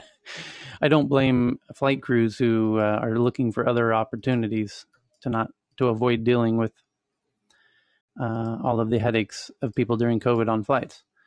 And Evan sends in this one from Time magazine, why Apple's health app could be the sleeper hit of 2021. In the new upgrade of iOS 15, out now, brings the iPhone one step closer to becoming the ultimate personal health device, where you can not only track everything, but share your data and compete with your friends in your walks and your runs and your heart rate and everything else. Gamified health and a lot more sensors. And here comes Apple going huge into health and huge into ad networks with all of their devices. As their hardware sales start to diminish, they got to diversify into other big industries, and boy, is health a big industry. And boy, is advertising a big industry. And they're in a perfect position for both of those in ways. Using their data and their sensors and their hardware gives them an asymmetrical advantage against all the legacy players. Boy, do they have an unfair advantage in those industries that they should go into now. So the next one's from Evan from Boing Boing, which I think this might be the first Boing Boing article we've ever done, maybe the second. High temperatures are making Phoenix unlivable. Last year, Phoenix suffered through 144 days of temperatures over 100 degrees. So nearly half the year is over 100. Holy shit. That's hot. Climate change and So urban... what does that say about putting all these chip factories there, Exactly given right. how... Yeah, Great point. makes no sense. Cheap It's land, like I risk know. management. It doesn't make any sense. We've been saying this from day one. Why are the chip plants all setting up in Mesa, Arizona? I think it's because they can maintain very low humidity in the plants. I toured there as an engineer, and I seem to remember it because I asked the same thing. I'm like, why are we in the desert, making chips? And it was something about that. But they also need a lot of water. Yep. Yeah, but that's the clean, like you really want a very unhumid process in a lot of those because any humidity would stick to the, circuits and stuff like that. So, or the traces in the fab. Interesting. So Yeah, the other piece that I would add is that for folks that live in Phoenix, both of my brothers happen to be there, and we talk about the weather a bit. And so even though it's hot, I mean, Sarah, you may relate to this. When you live in a place where there are the extremities, hot is still hot, but you're still able to live. So for the people who are there, I mean, I think it's unsustainable because of the lack of resources, particularly with the number of people that are moving in from Southern California and other places. But for the people who live there, they don't seem to complain too much about, the number of days over 100 degrees Fahrenheit that they received, this year as opposed to last year. I think it's all pretty relative to the point that they don't necessarily look at the temperature gauge, even though the temperatures are rising. Okay, so next, in that same article, it says, oh, by the way, Dr. Francine Hardaway responded to Evan's tweet by saying, let's not say it's unlivable. I still live here. Exactly. Yeah. And in the article itself, it says, the city is making efforts to paint roofs and roads with reflective materials, but reflective paint doesn't help a lot. What helps is trees. The big difference between the poor and hot and wealthy and cool neighborhoods is trees. As one person in the video said, trees are a very important engine of cooling. If you take an area that's just parking lots and buildings and cover at least a quarter of the space with trees, you can lower air temperatures by 8 degrees, according to We're back to the trees, Tyler. We love them. I did Lakeisha will tell you I did exactly that here where I am. I am covered in trees, like covered in trees. And it's precisely for this reason. It feels very cool here. Absolutely. Like even people have the wrong notion about living in Thailand. Like if you're covered, and by the way, when I first moved here, we lived in a spot with no trees. It was like a development where they cut everything down. They covered it in asphalt, built up concrete walls and houses. It was hot. It was very hot. It's a great exercise in gratitude, Tyler, isn't it? Like I Yeah. remember being in the Sinai Desert and walking along, and that sun is beating down at you. It's whatever degrees, and you find a tree, and you are grateful for that tree, right? Yeah, but then I grew, as Lakeisha will tell you, I threw down everything and a lot of bamboo. And the bamboo sprouted up super high, provided tons of shade everywhere, and that allowed the ground to stay cooler and allowed everything else to grow. Now there's banana trees. We're in some might say we have too many trees actually where I am right now. So, but I love it. It keeps it very cool here. It's not hot in the least. It's just lovely. It's the trees, it's the architecture that you've implemented, that you've incorporated into the design, Tyler, with lots of cross breezes. You have ceiling fans. Your floors are cool. I don't know what kind of material you used on the floor, but remember I said, wow, I love this floor. It was just really cool. So, but yes, from an environmental standpoint, trees are everything. But I think that in a lot of places, particularly within Thailand and other, tropical places with this climate, we rely on air conditioning in ways that we really wouldn't need to if we designed more responsibly and with a bit more consideration for the natural resources and other resources we have around us. That's so true. It's when one looks at I remember as a child being a lot in Arabia and in the Emirates, and when they were building the university city, when people think that is in Dubai or Abu Dhabi, but it's actually way into the desert in a city called Al Ain, and that was an oasis that they then have built the city around. And when you look at the architecture that was used in these older Arabic houses, for the winds coming through. And it's amazing to think that this is, I mean, I don't even know what 50 degrees plus centigrade is in Fahrenheit, but it's hot. And we never felt hot living there. And of course, yeah, we had our air conditioning, but there were lots of times we could use this old architecture. And as you say, Tyler, they built the whole city with, some people say, too many trees and using a lot of this old architecture in modern times. The whole university is built that way, and there are like 30,000 students there. So, and lots of Swedes living, and we never felt hot. Also, of course, it's a dry heat. But I think that's, well, it has a lot to learn from the ancient civilizations. Okay, so next up, we've got this one from Evan, an ancient tablet of cuneiform known the Gilgamesh Dream Tablet was looted from Iraq and made its way through several hands before arriving at a Hobby Lobby. What is a Hobby Lobby, You please, Tyler? can't make this stuff up sometimes. Define Hobby Lobby for the non-US folks, Tyler. Hobby Lobby's a retail store.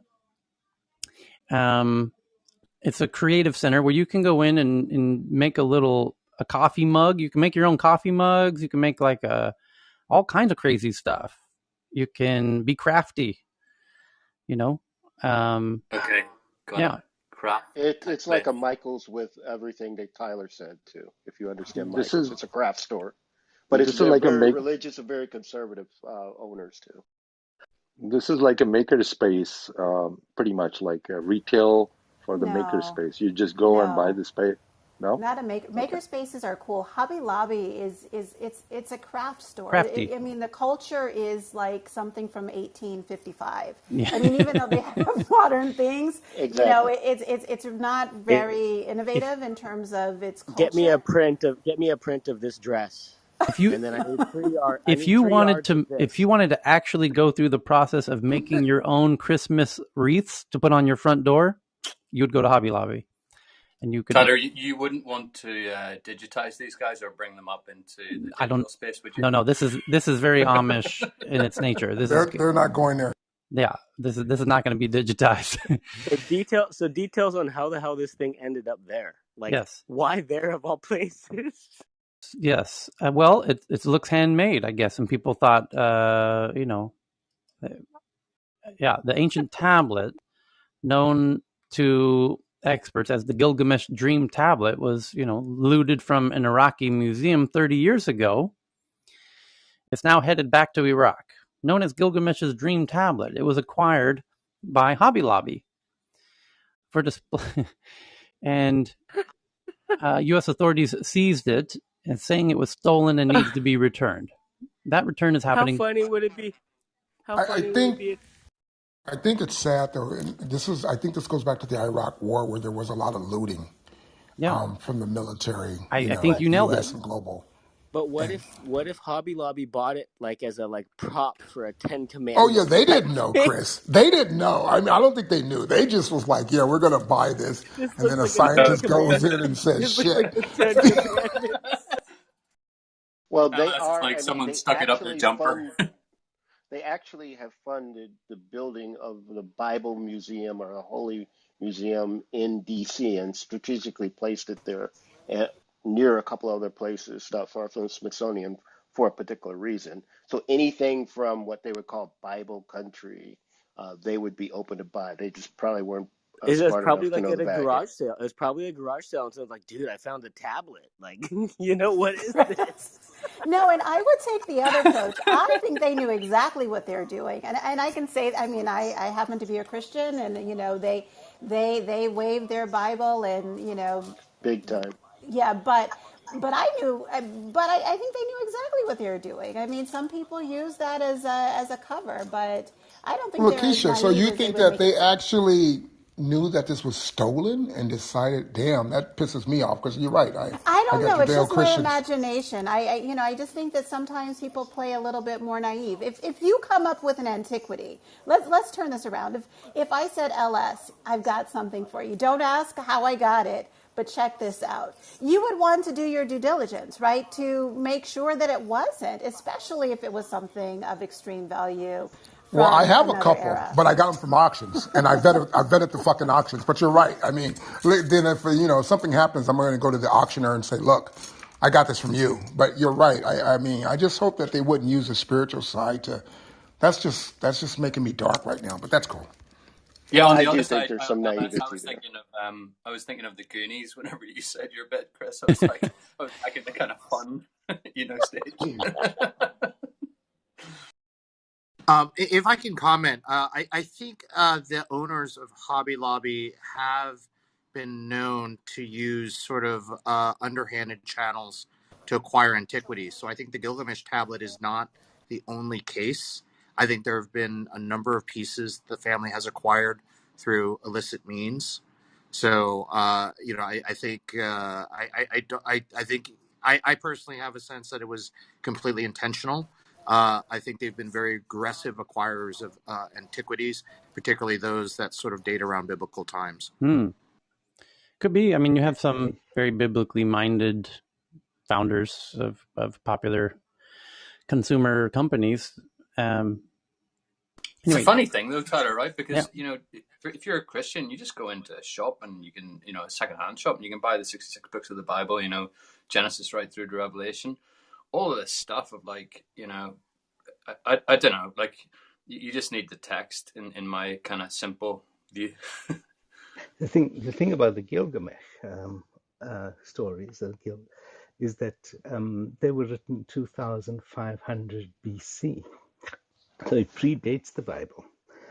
And the extraordinary thing about Gilgamesh, the story of Gilgamesh, or the Epic of Gilgamesh, it's probably the first ever piece of literature 2,500 years ago that exists as a full epic story, and it has, um, if you like, the biblical, not the biblical, but as the story, for instance, of the flood. There's a flood narrative in the Gilgamesh story that predates the Bible by 2,000 years. So it's It's a amazing bit of in origin. a side topic though, Sylvan, right? Because if you believe the Bible, you're Genesis 1 verse 1, in the beginning God created the heavens and the earth, so you're kind of right back at scratch. I would, yeah. But anyway, back to tech news, Tyler. okay. Tyler, before we get into the next headline, can we Mm-hmm. do a little shout out? Mm-hmm. Paul Ark is fresh out of quarantine. So he just finished his 14 days of quarantine like an hour ago. So we need some sort of sound effect. Welcome back to Clubhouse. Welcome back And to the land of actually, freedom. this is probably me being back on Clubhouse after about a 3-month hiatus. So this is Tyler. This is probably Yep. one of the first rooms Welcome I've back. come into. Yeah. Um, Actually, if you don't mind, I'd love to share a tech-related Do headline it. that was connected to the topic you guys were just talking about on air conditioning and tree cover. Sure. So actually, scientists at a lab at Purdue University have created what has been dubbed the whitest white paint ever created. Now, and there's an interesting implication to that. This paint is so white that it reflects 98% of solar light and solar heat, but not only reflects the light, but also emits infrared heat, which means that any surface that's painted with this paint is actually cooler than the surrounding environment. So the implication is you could probably wind up cooling buildings without consuming electrical power. Love it. So from in terms of potentially eliminating or reducing the need for air conditioning globally, this is quite an interesting announcement. Yeah. I wonder what the cost of it will be relative to typical paint. Of course, you'll factor in, the cost of. It would have a huge R factor, right, Paul? Like R, like 2000 or something, like R, a negative R. And what kind of chemicals are they using, Paul? You're getting way beyond, I think, the confines of just like a quick article. This isn't something out of a tech journal. I think I just picked it out of like a standard news link. But and again, it's still lab based, so it hasn't been fitted for mass production and consumer or commercial consumption. Yep. Look, but if it works in the lab, I think it's only a matter of cost. And to Cheryl's point, maybe a chemical might be a factor if it's available to roll out to the mass market. But I imagine cost will probably be the main consideration. But if it reduces your need for electricity, then it could cost 5 times more than traditional paint, and it would still be a real value if it does what's advertised. And in terms of like carbon impact and reducing global warming, it's going to be critical. Yep. What is the company name called, or the project name? It's Purdue University. It's not a company. It's something that came out of a lab out of Purdue University in Indiana. This was the one we did a couple of days back, right? Where it was we called it radiative cooling. Mm-hmm. There's a separate technology as well. These panels that essentially do the same thing, where it's these panels that radiate heat, or reflect heat and radiate heat and cool the building, and but it separate from the paint, separate from the the kind of reflective nature. These cooling panels are cold to the touch because of how they reflect heat in an interesting engineering way. And now they're starting to put up these panels on top of buildings, and they use it as an alternative to like air conditioning. So the combination could be really cool. So, moving on. Next one is from Jeff G. from Nikkei, Japan. The Japan's flying car startup looks to Osaka to help it take off. No pun intended. Ensuring safety and building public trust is essential, according to SkyDrive CEO. I just tweeted it out, and you can see this. Boy, they're starting to look at the photo of this SkyDrive. It's a drone, is what it is. It's a human drone. If you've ever played with a DJI drone, or it's a human scale drone. It's a drone, you can sit in the middle of it. And this one is really beautifully designed, but boy, is it nearly identical in essential design to a handful of similar projects that are all very coming up with the same engineering setup of 4 corners with dual blades on each corner. And that seems to be the trick. And with so many different companies all working simultaneously on these, let's hope that this could be really wild. I'm assuming they are EV powered. And if they are, this could be a real interesting evolution of, here we are with flying cars. We've been talking for a very long time. What about flying cars? And it looks like I called it like 4 months ago. We were saying like, hey, what are the self-driving cars? And like, I think we're going to go to flying cars first, guys. So here's another one. This one looks beautiful. Beautiful design on this one. So next article is Amazon's... Oh, and sorry, real quick, Tyler, on this.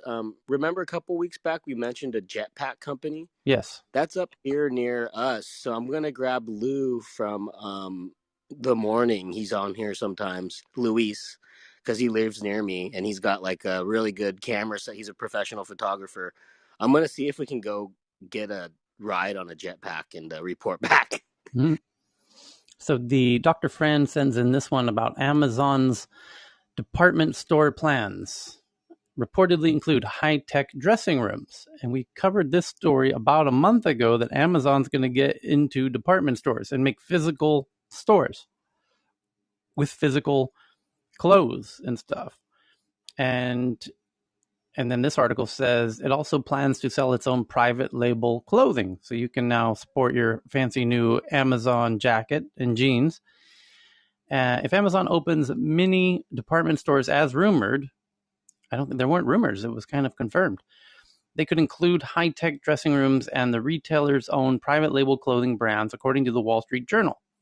The aim is apparently to address some of the normal irritants of clothes shopping, increase its own brand recognition, and make the stores as efficient as possible. One idea is that customers would use a smartphone app to scan QR codes of items they want to try on. Associates would then gather the items and place them in the fitting room, and the process could eventually become more automated with the use of robots. Once inside, you would be able to ask for more clothes using a touchscreen, which could also recommend items you might like based on what you've chosen so far. Those could again be brought by associates and slid through a sliding door that would maintain your privacy. In the past, Amazon has showcased other high-tech shopping experiences like AR that would show you your hair, how your hair would look with different hairstyles. It has also patented a mirror for trying on virtual clothes, but there's no sign yet it would use such technology in department stores. It also sold the Echo Look camera, a standalone device that gave owners fashion advice using artificial intelligence and machine learning, which there's a video of in this article that I just tweeted out, but it was discontinued last year. Amazon's also reportedly sell its own private label brands, along with a selection of clothing from third-party manufacturers on top of its own Amazon Essentials line. Its online store currently carries products from designers like Oscar de la Renta and La Perla. However, many luxury and high-end brands, which have the highest profitability, have resisted listing goods online with Amazon. Okay, so up next, thank you for that one, Dr. Fran, is one from Antonio, that Stripe wants to make financial reporting less painful for software as a service business, SaaS businesses. Its new revenue recognition tool has been engineered to automate many of the facets of revenue recognition, including when a customer receives a product. So Stripe doing what Stripe does, making difficult things very easy and doing very well at it. And Antonio also taking market share from those upstream, Tyler, like the QuickBooks, etc. Right? For sure. I think it's a super, super smart move. Yep. And then the next one is from that DeepMind, which is the AI lab out of London that Google acquired a few years back and considered one of the best in the world.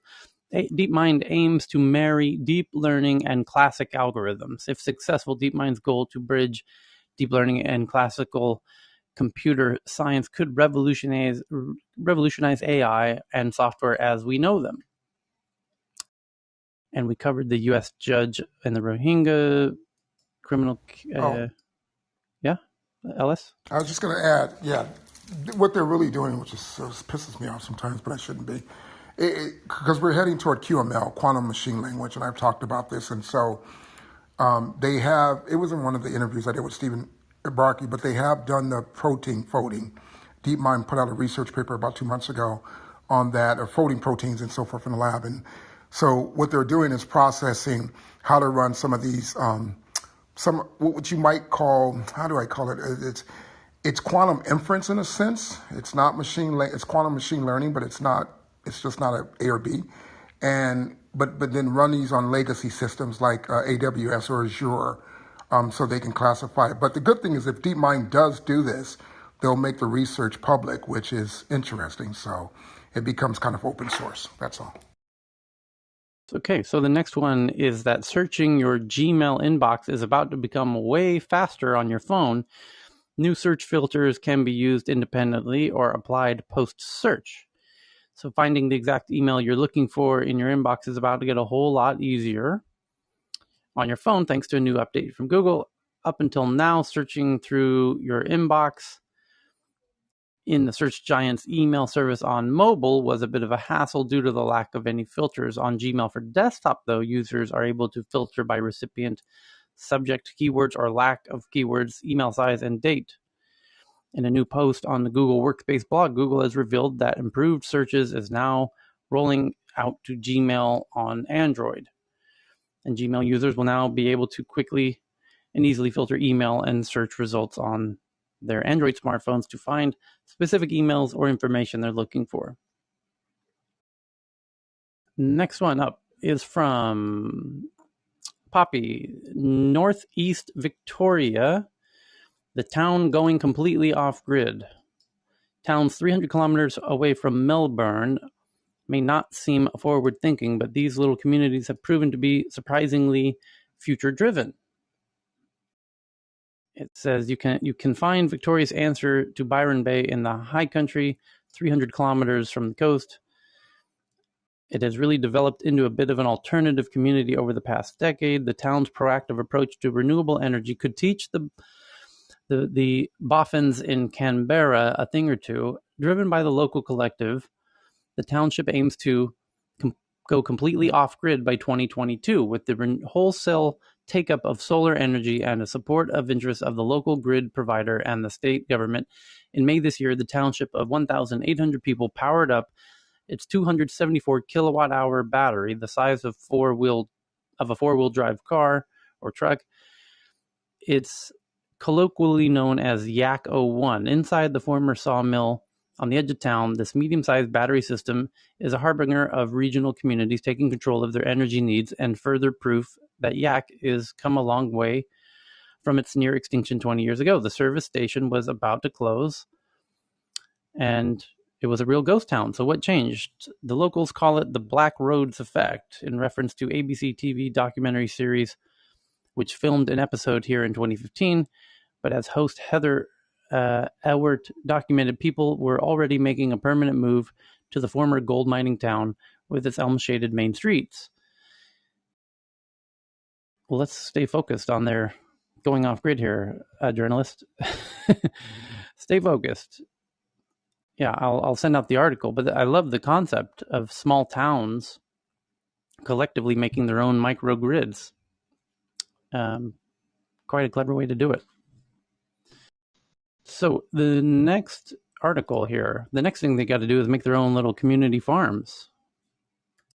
And then you're really cooking with gas, as they say. So the next article is from Dr. Kieran from Financial Times, that the UK to develop an AI strategy as part of tech sector push. According to the Financial Times, that Nadine Dorey is expected to announce plan to compete with rivals from US and China. Ministers are set to launch plans to develop British interests in AI as part of a wider government push to support the tech sector. The AI strategy will include a framework of ethics and principles that will contribute to regulatory and policy approaches for developing and deploying advanced machine learning. Ministers will use the document to set out ambitions for the UK to develop AI technologies according to people familiar with the contents, including through skills training and access to finance for startups. The strategy will also set out ways to encourage businesses to adopt advances in AI to improve productivity. The document will propose a white paper next year to bring together these plans for consultation. The AI plan comes ahead of a new space strategy later this month, similarly designed to foster UK industries in the sector, and formed part of a broader push by ministers to develop the next wave of innovative businesses to compete with global tech rivals from the US and China. Here's the quote, or it says, on Monday, Prime Minister Boris Johnson will also declare the UK's tech revolution is creating jobs, driving growth and boosting investment across the country as part of this week's tech events. Because I believe they're holding London Tech Week this week, as they normally do in September. We must continue to research, build, and innovate as we cement our place as a world leader in tech and push forward towards another record-breaking year. The UK now has 105 unicorns worth $1 billion or more. Yep. Okay. So the next one is Cheryl sends in this one from the Wall Street Journal that President Xi Jinping said Beijing would stop building coal-fired power plants abroad in a public commitment to redirect the country's huge engineering industry away from adding to a source of global pollution. So I'm going to bust out the clap sound on that one. And Indian buy now, pay later startup called Zest Money raises $50 million from an unusual source. which is Australia's buy now, pay later company called Zip. So you've got buy now, pay laters investing in each other. That should tell you just how hot that whole buy now, pay later space is. And Evan sends in this one that the U.S. is losing the global race on digital currency. I don't think the U.S. is aware there is a race, is the quote from Time magazine. The U.S. is losing the global race to decide the future of money, and it could doom the almighty dollar. In cities across China, the country's central bank has begun rolling out the e-renminbi, an all-digital version of its paper currency that can be accessed and accepted by merchants and consumers without an internet connection, credit, or even a bank account. Already having conducted more than 5 billion in transactions, China has opened its digital currency up to foreigners. Next year, when Beijing hosts the Winter Games, authorities are expected to let the world test drive its technological achievement. The U.S., by contrast, is having trouble even concluding its multi-year exploration into the possibility of an e-dollar. In fact, an upcoming Federal Reserve paper on a potential U.S. digital currency won't take a position on whether the central bank or the United States will or even should create one. Instead, Federal Reserve Chair Jerome Powell said in recent testimony to Congress this paper will begin a major public consultation on central bank digital currencies. Once the world leader in digital payments and technological innovation, the U.S. is being outpaced by its top global adversary, as well as much of the industrialized and developing world. The Bahamas recently announced the digital sand dollar, and Australia into a stock exchange, while Australia, Malaysia, Singapore, and South Africa are moving forward with the world's first cross-border central bank digital currency exchange program. Such developments have been somewhat outshined by El Salvador's recent decision to make Bitcoin a legally accepted currency, which few expect to make significant impact in the payment space. But outside of the cryptocurrency space, nations around the globe are making significant strides in the development of digital future of money, supported by governments and backed by powerful central banks. Leadership in the space will have implications for more than just payments. Geopolitical ambitions, economic growth, financial inclusion, and the very nature of money could all be dictated by who leads the change and how. I don't think the U.S. is aware there is a race, is the quote. Okay. So just tweeted that one out. Thank you, Evan, for that one. And then Evan also sends in this one from CNN about Havana syndrome is spreading to India. Members of the CIA chief team reported symptoms on a recent trip to India. When the CIA director Bill Burns traveled to India earlier this month, a member of his team reported symptoms consistent with Havana syndrome and had to receive immediate care. And that's concerning. And it makes it even a little more tricky to figure out who's really behind this.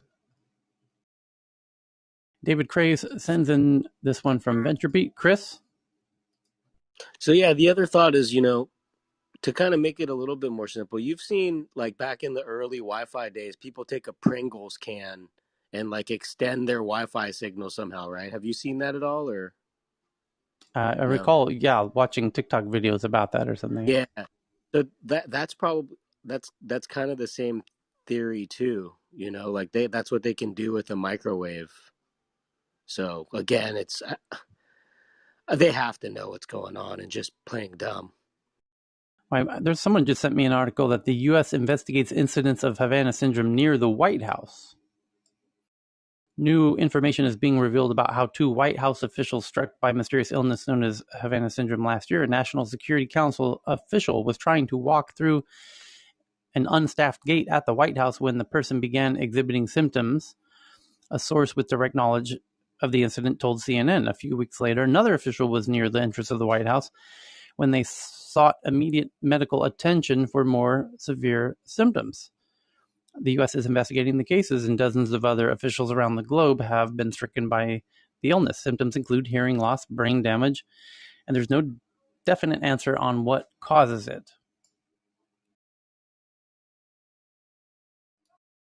Hopefully we figure it out soon.